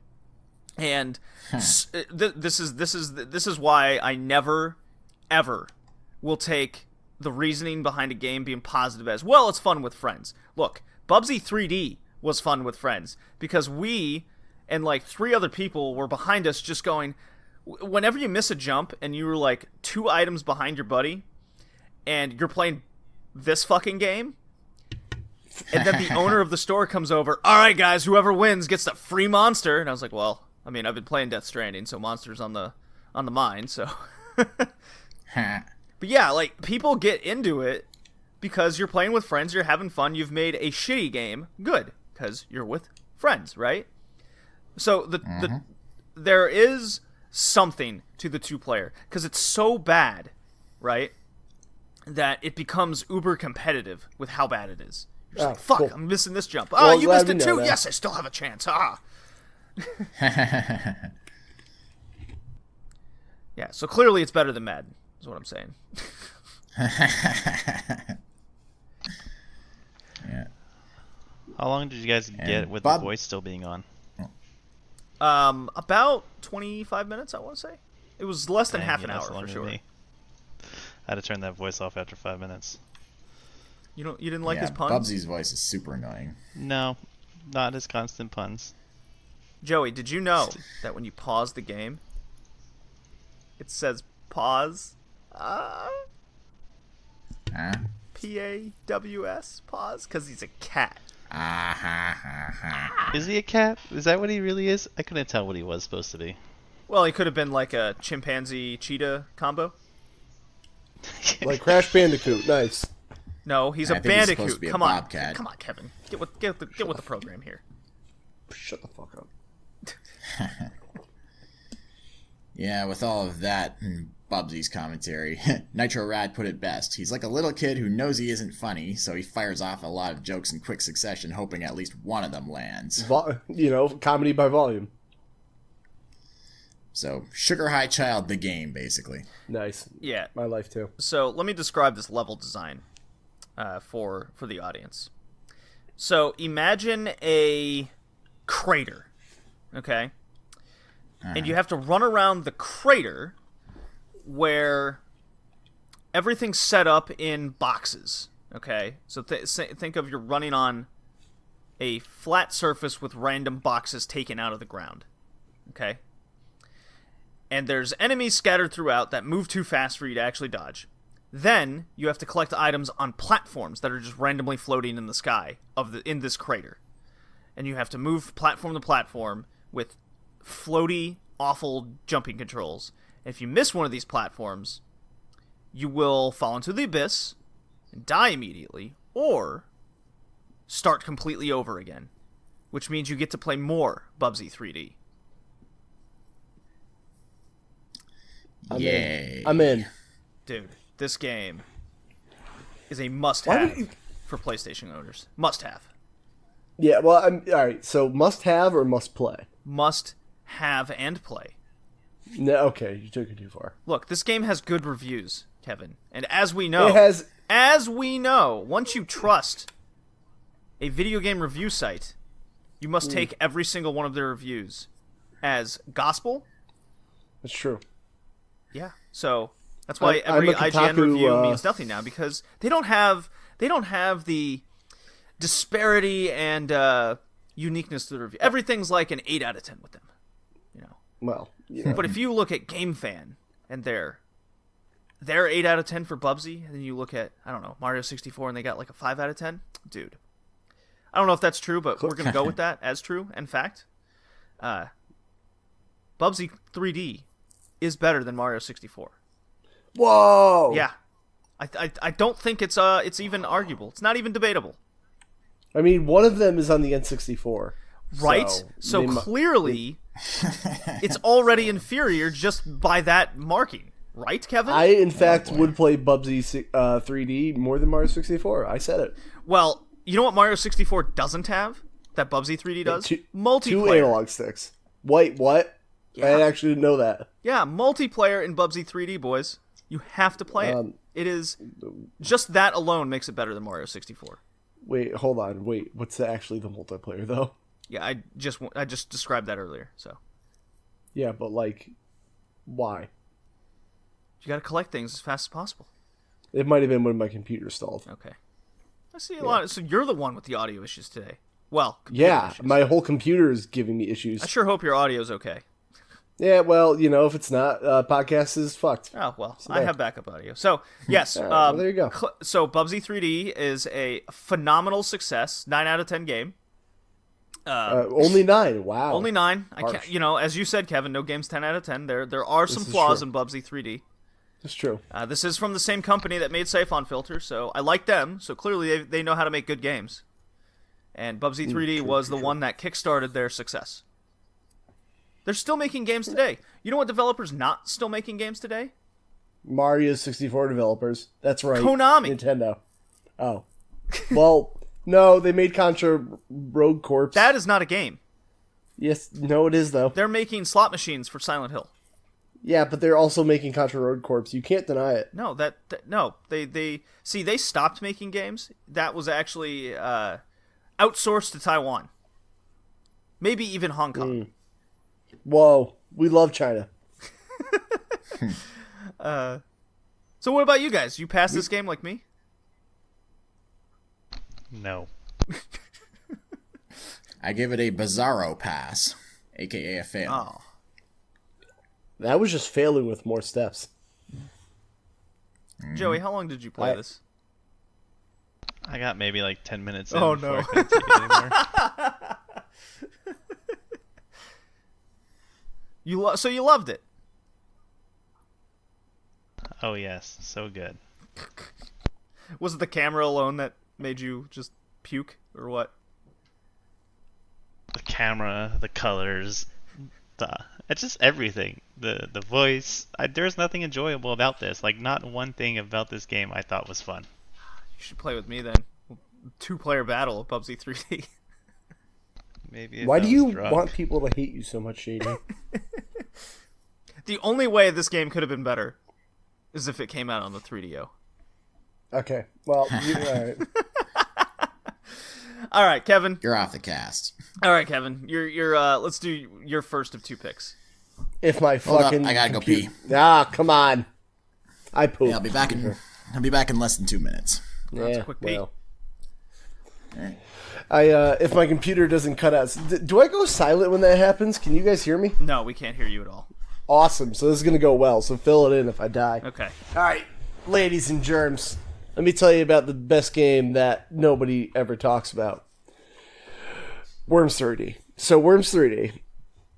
It's not that good, actually. So I'm a big fan of the Worms games. You know, tactical little strategy game. You got little worms over on the left side of the screen. You got some worms on the right side of the screen. Some white, some pink if you're playing on Game Boy Color like I used to. Bunch of weapons, a randomized landscape, and the simple goal of just knocking out the other worms, right? Right. I'm feeling you so far. Sounds fun. What if we just made that 3D? Okay? Okay. And then I we follow just you. fucking made it awful. Well, Sold. what makes this bad? Who made this game when it came? When did it come out? Well, you have the agenda. Learn to fucking read. But I'll tell you, it was Team 17. Okay, and you had the publisher written down as Nintendo, but it came out on PS2 and Xbox as well. Did I not accidentally change that? Oh, oops. Yeah. Well, okay. So Nintendo published this on the PlayStation 2, confirmed. So Well, it's pretty definitely much Team it's 17. It came out on multiple consoles. yeah. Well, whatever. Tomato, tomato. So essentially, Worms 3D is a game actually I think would work really well in theory. Because I like the Worms games, and I don't see why we couldn't turn this into like a... The first thing coming to mind is like a Valkyria Chronicles style shooter, if you think about it. Oh, that would have been cool. But that would have been cool, but they fucked it up because it was this weird transition time where they're like, everything's got to be 3D, guys. We got to make this happen. Who the fuck is stomping? That's the guy coming back from I'm taking back. his piss. Jeez, that was a loud stomp he did there, Colin. Those are the floors in my house. The wood's kind of soft. Yeah, if I had $1 every time I heard that one, all right? Okay. So, It's too easy. yeah. So, Worms 3D, it was a weird transition of a good idea that could have been great, but there's just weird camera angles. The way the weapon trajectory works, it's hard to judge where you're going to aim your weapons. Honestly, I couldn't even get like homing strikes to work the way I wanted to because I was like, what button confirms that I clicked this? And then I'd click a spot and there was no cursor being like, you hit it here. I'm like, is the homing spot going to go there? So I'd launch it and then I wouldn't launch it strong enough and then I'd kill myself somehow. I don't know. It's just, it didn't nail the little things that would make it a good 3D game. Like the concept is there. I see Worms 3D wanting to be good.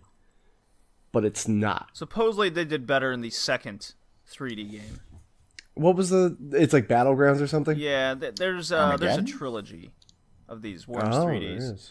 there is. So we played the first Worms way back in episode 29 in September of 2018. I was there. Yeah, you were there. I was there. It's I think it was just you and me talking about that actually. Yeah, The it was a turn-based lonely time. TBS games. Yes. It feels like it wasn't that long ago that we played the Worms game, but I see what you mean, Kevin. With everything's there, right? Yes. It even has a campaign. It's about 17 hours long. That's how you unlock. Wait, fuck that! I ain't doing that. Well, Oh my it God. was actually kind of fun because that's how you unlock new levels, new weapons, and the like. 17 hours long. New hats for your worms. Oh, good. Team Fortress 2 did rip that off, I see. But let's face it. Now that all the worms are in 3D, they look like cartoon peni. Yeah, but they're in 2.5D now, so at least they're like proper peni. Yeah, proper peni, proper penises. Yeah, doctor told me I gotta watch soft them. wood. Whoa.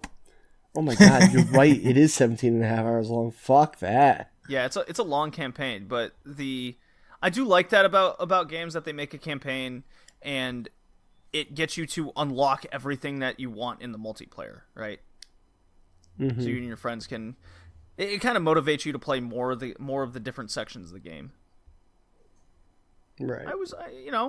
Imagine if games today would. Oh, I don't know. not have microtransactions and have this instead? Boy, wouldn't that be a concept? What a novel concept. Yeah. But I definitely see a good game here that just didn't. It was just like missing that one thing, because I can't tell you how many times I would fire a rocket, the cursor's completely lined up, there's nothing like in the way, and it just hits the ground right in front of me. Mm-hmm. Right? Because there's a hill polygon like slightly up, and it just goes boink. And I go, oh fuck. Yeah. Every time. Mm-hmm. Now, when I think about it, playing the old Worms games, the old 2D, that happened a lot, didn't it? But it was mostly because you fucked up the controls. Yeah, but there was only one dimension to worry about of where you had to go to. Yeah. The parachuting, the moving around the maps, everything's there. It's just not. It's not tweaked out to be 100%. I guess fun. Because when you're moving, needs a hit of meth. Whoa. It's a hit or miss, yeah. So. No, I said hit of meth. Hit of meth? Because that's, tweaking out on meth. Oh, huh? okay. Huh? Gotcha. You got him. I feel you now.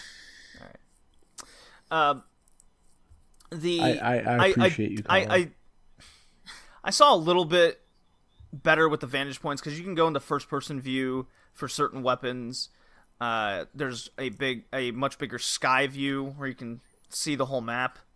There just wasn't enough time in between shooting the weapons for you to actually get gauged up with everything. So I just felt, I get it. Being rushed to make quick decisions and kind of messing up the controls, that's what makes Worms fun. I just don't think it worked with the 3D aspect of it all. You just need that extra time because you're looking in another dimension now. Hey, who figured? That extra dimension adds so much width to the map. It's more ground to cover, and you're like, fuck, where is this guy? Like, I don't know where he is, almost, Yeah, I did find, there was always a couple enemies that I just couldn't find, right?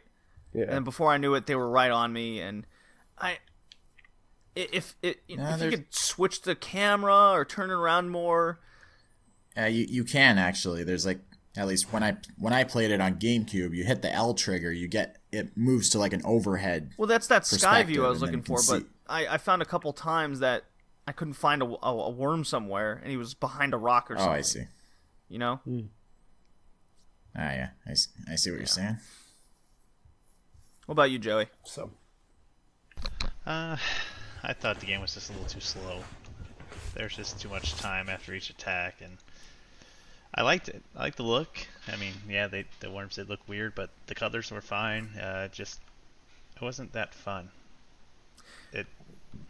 It's definitely a multiplayer game. Yeah, I can see it being fun with friends, but... So I did that. I tried it with friends. I'm going to tell you, it's not. Still not? No. Well, then it's deceiving. It looked like it would be fun with friends. It just go back to, we just wanted to play Worms Armageddon again. On the Dreamcast, right? No, actually the PS3 version. Oh. They had a Worms collection put out on disc that I don't remember buying, but I did apparently. Oh. Well, how about that? Yeah, it's like Worms Armageddon 2 Electric Boogaloo. What is this Electric Boogaloo everyone references all the time? It's actually a movie, I believe. Yeah. Yeah, there's like a sequel to something. I can't quite remember what it is, but it's like, insert title here, 2 Electric Boogaloo. It was like 70s or 80s. What is this meme everyone keeps referencing? What's a meme? Yeah. I mean, everyone says it all the time. I just never asked. Yeah. Yeah. Let me look it up. Now I asked. Breakin' 2 Electric Boogaloo. It says Breakin' 2 Electric Boogaloo. Isn't that what you just said, Joey? Yeah, and then apparently Boogaloo is a funk dance, so you got that, and then yes, there's a dance crew from the 1977, the same name. Then there's a dance that was popularized by the Electric Boogaloos called the Electric Boogaloo, and then name it after yourself. Way to be fucking subtle. There's also a song that came out with the movie. Then in 2001 there was 5 Iron Frenzy 2. 5 Electric Iron Boogaloo. Frenzy 2? Yep, it had that, and then Loving there was these titles. 2014 there was an Australian documentary on the Canning Group called Electric Boogaloo: The Wild Untold Story of Canon Films. I don't like that one as much.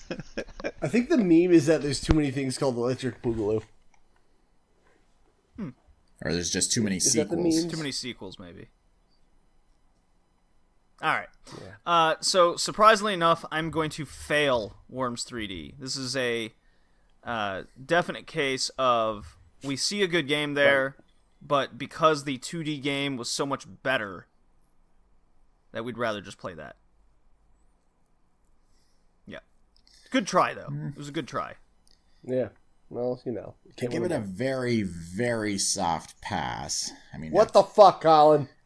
I've never played a Worms game up to now, so This is not the first one to start with. I think it only. Or it's the best one to kinda start reminds with, me of- Kevin, because now he can play the 2D and be like, holy shit, this is also way better. Yeah, well, there's that. Kind of reminded me of Valkyria Chronicles to a certain Yeah, extent. but see, that's the thing. This is like bad Valkyria Chronicles. True. Like, really bad. Yeah, I'm feeling generous today. Wow. I'm a fail it. Joey and I are on the same page. Yeah, I just Yeah, no. I wanted to like it. I really did. I just couldn't. Sick. All right, last game. Yeah, alright, now the actual good game that nobody's ever heard of. Well, they heard of it, but nobody ever talks about Castlevania Curse of Darkness. And neither have I. But I had, for some reason, this game and Lament of Innocence on, one's on PS2, one's on Xbox. But nobody talks about these Castlevania games. It was like for a while. Well, the main Who talks character about showed up in the Castlevania anime. Yeah, but who watches anime? Fucking nerds. That's it. So anyway, my point is that for a while it seemed like Castlevania had stopped on home console and PS1, and then we got like the handheld titles, and then out of nowhere it was like Lords of Shadow. I was like, oh, what happened to where's Castlevania been? And then in my game store of choice, I saw Lament of Innocence and Curse of Darkness on a shelf one day, and I went, those probably are good. I'm gonna leave those right there. Fast forward to about 2 years ago, somebody gave me one in the mail for some reason I don't really remember. And it's just been kind of sitting there. I'm streaming one day, I'm talking about Castlevania, and number one fan, One Up John, goes, hey, why don't you play one of those PS2 and Xbox ones? And I go, oh, I have one of those. He asked for it. I popped in Curse of Darkness. I was expecting like a really bad Devil May Cry. Not what I got. I got Symphony of the Night in 3D, kind of. Because it lays out like first of all, developed, published by Konami, came out November 1st, 2005. So this is my makeup game to you, Kevin. Because Yes, because you're a fucking liar. I messed up the Prince of Persia Warrior Within date so bad that I'm like, okay, this guy's been talking highly over Curse of Darkness. I screwed him over a title, and I'm always a stickler for keeping with the 15-year-old date. Here we are. It's very appropriate because we had a Castlevania game earlier on the cast. Now we can talk about their second attempt. Which came out first? So this or Lament of Innocence came out first? Doesn't really matter, Yeah, but anyways. Yeah, it matters to me because you already fucked up Yeah, once. So anyway, if you've played the I guess Portrait of Ruin is a good thing where the game is laid out like a Metroidvania. You got your map, you discover new areas, but instead of it being one giant castle, you have smaller areas that you're exploring. But you're pretty much doing the same thing as like Symphony of the Night, room to room. So this is the second attempt on the PS2. Well, there you go. So you go room to room and you find not so much a item you need, but more of like a familiar that can do something to get you further. And honestly, it really is like just Symphony of the Night rooms, or levels, I guess you would say, in 3D. And I thought it wouldn't work, but it works. You get material to combine and make new weapons. The problem being is you don't know what materials do what, so you kind of put them together and you're like, oh, what am I going to get? Am I going to get a Naginata, or am I going to get a broom? Broom is bad weapon, by the way, in case you were wondering. I used it anyway. But then you got to find out what weapons work to your playstyle. You have rapiers, you have knuckle dusters, you have giant staves. I think I ended up with like a I think I used an Naginata at the end. Kind of covered a broad range. But yeah, every area has its boss. There's a way too deep story that kind of... I didn't mind it so much. I don't know if it's... No, the story was okay. It was very Castlevania-like, dramatic and gothy for no reason. But look, nobody talks about Curse of Darkness, but damn it, they should. It's a good game. I don't know how you felt about it, but... So, Uh-oh. I played this on the Xbox. I've never played Lament of Innocence, but looking it up, it looks like it's better. It looks better? Yes. Ooh, I'm excited then. And it's a PS2 exclusive. Oh, Yes. It is? While this one also came out on Xbox. Interesting. The PS2 Curse of Darkness runs about $20. The Xbox Curse of Darkness runs about 10. Yeah, Konami came out 2005. Lament of Innocence came out 2003. So 2 years apart from each other. So I played the Xbox version. Seems to be the theme of this cast, just like Worms 3D. Game clock's in around 14 hours. I was only able to play about 2 to 3 hours of it before my disc just stopped working, which was really disappointing because I wanted to play more. I thought, let me just get the negatives out of the way. So, I thought this game was missing the boss battles or kind of the big tougher enemies at a reasonable rate. So you go down these super long hallways, the enemies get repetitive. It seemed like it was repeating itself a lot until you finally got to the next big section. Like you said, it's basically Metroidvania 3D, but it's still pretty linear, so you don't get lost. So that's a positive. I did like that. You do eventually get to a large room holding a boss or major enemy to defeat, just like Dark Souls would. But again, that rate, like the pace and rate that this game moves everything along is just very slow. Everything looks samey hallways too. are unnecessarily long. And I thought they were unnecessarily wide. Like, they were just big hallways that just kept They were repeating, wide. and it felt very empty. Well, see, there is a reason for that, because then when you do fight enemies, imagine if it was more enclosed, you'd be struggling with the camera, you'd be struggling with so many things. So I totally understand, and we've played games like that where it's a much smaller space that the camera and controls just can't handle I guess it's like the development of it all. Like you get it a lot nowadays because the technology's there to handle the more enclosed spaces, such as a Dark Souls game when you get to those areas. Whereas in this age, you just couldn't do that because then you'd be hitting walls, getting stuck in walls. The camera would get stuck in walls. The camera does get stuck on walls in this, though. Yeah, even with the wide areas. So imagine if it was tighter. It would just be a disaster.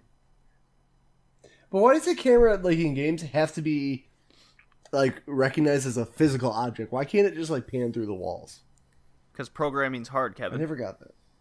Yeah, well, fucking, it's annoying. I hate acting like a real camera's there. It's like, oh, I can't fit in this corner here. You got to move, kid. Well, I mean, just look how long it took for developers to finally get the camera to spin the way it does these days. It took two generations of consoles for them to finally get it right. Speaking of which, this is the game I was talking about where, like, for some reason, up and down works properly, but left and right are inverted. Don't know why. Hate that. Well, I mean, you can change it right away in the controls. I can't, though. Not for the X-axis. Only Y. Are you sure? Oh. Yes. Because I find it annoying. Okay. Yeah. So what'd you guys think? Colin and Good Joey. game. I liked it enough. I mean, its combat system is fairly simple and intuitive. I mean, not quite as deep as Ninja Gaiden's. Although I didn't get all that far into the game. I think I finished to a little bit past the first boss. And it's kind of interesting that this game, unlike a lot of previous Castlevanias, isn't all in the same location.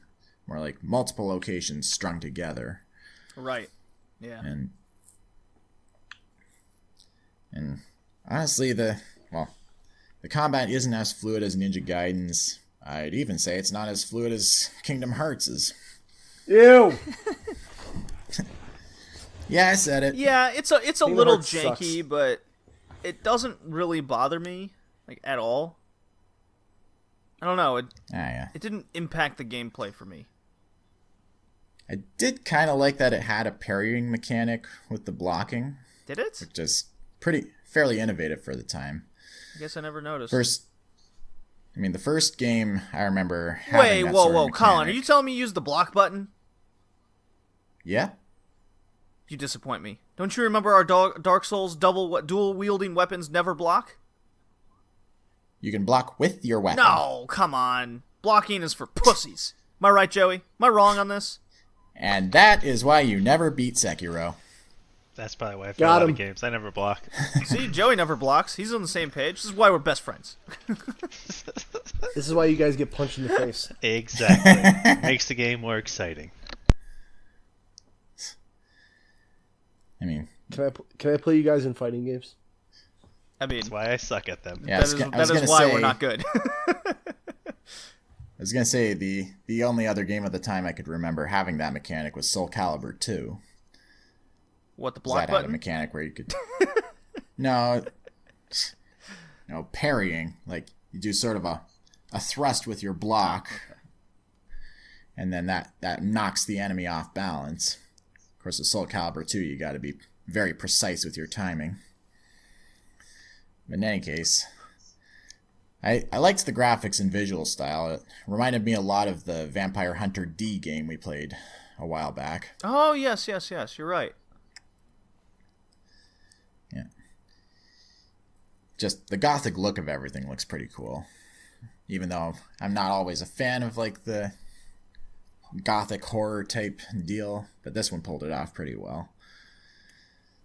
And like I said, the hallways felt really unnecessarily long, and it just kind of felt like the game was padding out its playtime by having them that long. But Yeah. If things were more concise about things, it would have been way better. But Joey, I do see what you mean with kind of the large hallways, and it's just something I guess we're gonna have to look past. But what Joey, what did you think of the combat exactly? I mean, the combat wasn't too bad. I mean, I understand why the hallways were there. It just was a big distraction. It just... I don't know. I just would rather them not have long hallways, but I understand why they were there. But the combat I don't think was too bad. Once you can get past the camera angles. Yeah, I feel like everything was adjustable. So here's my comparison I wanted to bring up earlier. So we played Castlevania on the 64. And now we play Curse of Darkness. When I was directly comparing the experience to both and like how things were laid out, I think... Why the fuck would you compare these two? Well, here. So Konami had the idea of what they wanted to bring... how they wanted to bring Castlevania to 3D. They wanted you to move linear forward, right? Encounter various enemies in this little gothic style, right? Think of in 2D, moving left to right, you have your various enemies, and then eventually you get to a large room with your end boss, right? And at its concept, that's what Castlevania on the 64 was doing, and that's exactly what Curse of Darkness did, right? You had your long hallway, you encountered enemies, you had your long hallway, and eventually you get to an end room. Yes, there's some split paths on there to go to other rooms, get your various items, and there was a semi-deep mechanic system to combining weapons, and then you can find your own weapon. So that's much like the older Castlevania games with switching between Knife Whip, Holy Water, etc.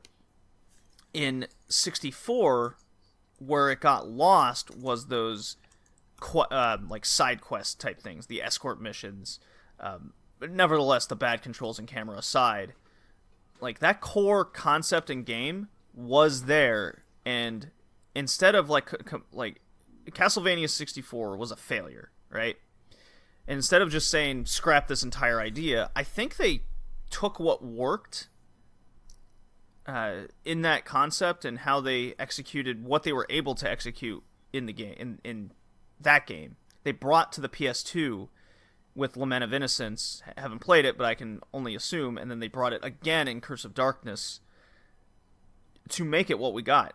And I'm with you, Kevin, I don't know why people don't talk about these games, but obviously we're kind of in that group as well because we've never played these either until now. You guys see what I'm saying with this comparison? I do. More or less. We could just agree that Castlevania 64 sucks. Well, it does suck, but you can tell that at its core, the way the game's laid out is essentially the same. Yeah. Well, it's just amazing how within, let's see, when was that? 97? 99. So just within a few years, Lament of Innocence, which got good reviews, we're just going to have to play that now, for sure. And then 6 years later, Curse of Darkness, I think it's a major step forward, which is not something we could definitely say about Konami these days. Right. Huh. It's a huge fall for grace, wouldn't you say, for the company? Konami shot themselves in the foot. Oh, man. Mm-hmm. Anything else over to say about this? I definitely want to play more. I got myself another copy. I got myself the to clean out my Xbox because I found a couple other games aren't reading, so I got to clean that laser reader. I think it's just super dusty inside. So we did it. We covered all the 2D to 3D games in existence, guys. We did it. We did it. We got them all. The transition's done. We'll never play another 3D game again. All Never 2D from once. here on out. Only There's 2D. quite a few more. I mean, that's it. We got them all. 3D, so we could do a whole nother episode. We got them all. Just 3D games. There we go. That's the whole theme. 3D. I don't know. They might not qualify for your fucking rule. Sure it will. There's Lament of Innocence. That's 3D. It's true. Well, there's Mario 64. Mario 64 is indeed 3D. That's on the 64 too. Okay, so there's one more game we got to cover, Lament of Innocence. Then we got all the 2D to 3D games. We can play Bubsy 3D again, Kevin. All right. Well, I'm gonna go just see if I can choke myself with that belt. All right. So I'm passing Curse of Darkness. Hell yeah. Yeah, I give it a soft pass. Yeah. Fuck you and I'll your give it a soft passes, as well. man. Just pass or fail. What are these rules? Says the guy who said no to certain games. Kingdom Hearts sucks. Accept it. Yeah, you can be wrong. Yeah, I will. All right, so running down the games, we got Castlevania on the Nintendo 64, Ninja Gaiden across the consoles of the era, except the Dreamcast, Bubsy 3D on the PlayStation, Worms 3D on the across the consoles. On the 3D. Yeah, and then Castlevania: Curse of Darkness, the PS2 and Xbox. I wonder why it never came out on the GameCube. Probably because it can't handle it. Ooh, said it. Most likely. Yeah. Most likely, yeah. Most likely. Kevin, it's your theme. Favorite and least favorite. Favorite, Curse of Darkness. I love that game. Least favorite, Bubsy 3D is way too easy of a pick, so I'm gonna go with Worms 3D. Hey! Yeah, so. I'll tip my drink to you on that one. At least Bubsy 3D is like good banter. Like, I'll give it that. No, it isn't. It's like, hey, I played Bubsy 3, and your friends would go, why are we friends? We don't have to be. I see that now. Colin, why don't you go next? Favorite, least favorite. Favorite, Ninja Gaiden. Just had the most fun, fluid combat. Although, does anybody Does anybody know if there's a technique to beating the horseback enemies? Those are the ones I had the Arrows. most trouble with. Jumpy slash. I tried arrows, but I just couldn't hit them. Jump slash, do a combo That's how I midair did until it. they run into it. I'll figure it out. It's the one I wanted to go back to the most. And least favorite, no surprise, Bubsy. Can't believe you. Why are you devastated? Joey? I'm gonna have to agree with Ninja Gaiden being probably the best out of these, and Bubsy being the absolute worst game I've ever played. Well, I'm glad it has some place in your heart, Joey. I hope you remember it for decades. Forget about it. Nope, I'm gonna try to forget about it today.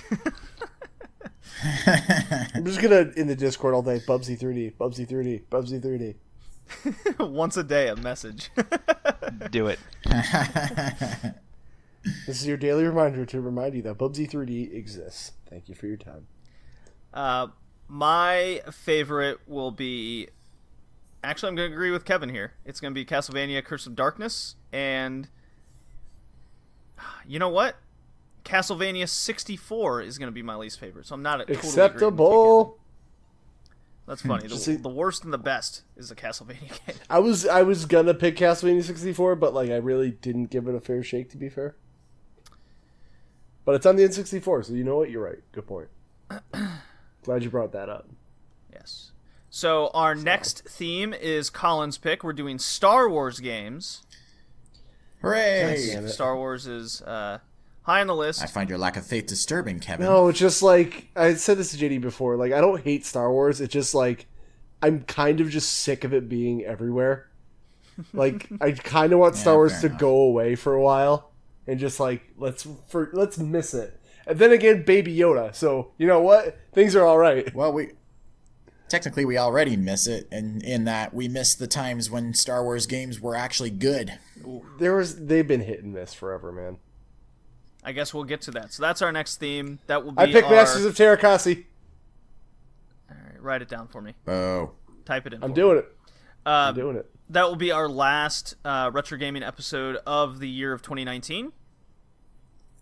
So that'll be our only episode of December, so we'll just have to kind of pick a date when we're all available in December and do it. Ooh, or Lego Star Wars. Yeah, pick what you want. You pick what you want, as long as it's Star Wars. And 15 There's only years old. There's only 2 Star Wars games, though. It's gonna be hard.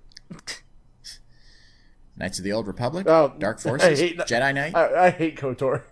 So I haven't played it, so I don't know. yeah. So this was episode 57 of the Ridley Retrocast, transition from 2D to 3D. I have another quote here from Kevin, apparently. The abortion process, that was 2D to 3D gaming. What? I apparently wrote that down way long ago. Oh my gosh. Join us next time. See ya. Bye now. See ya.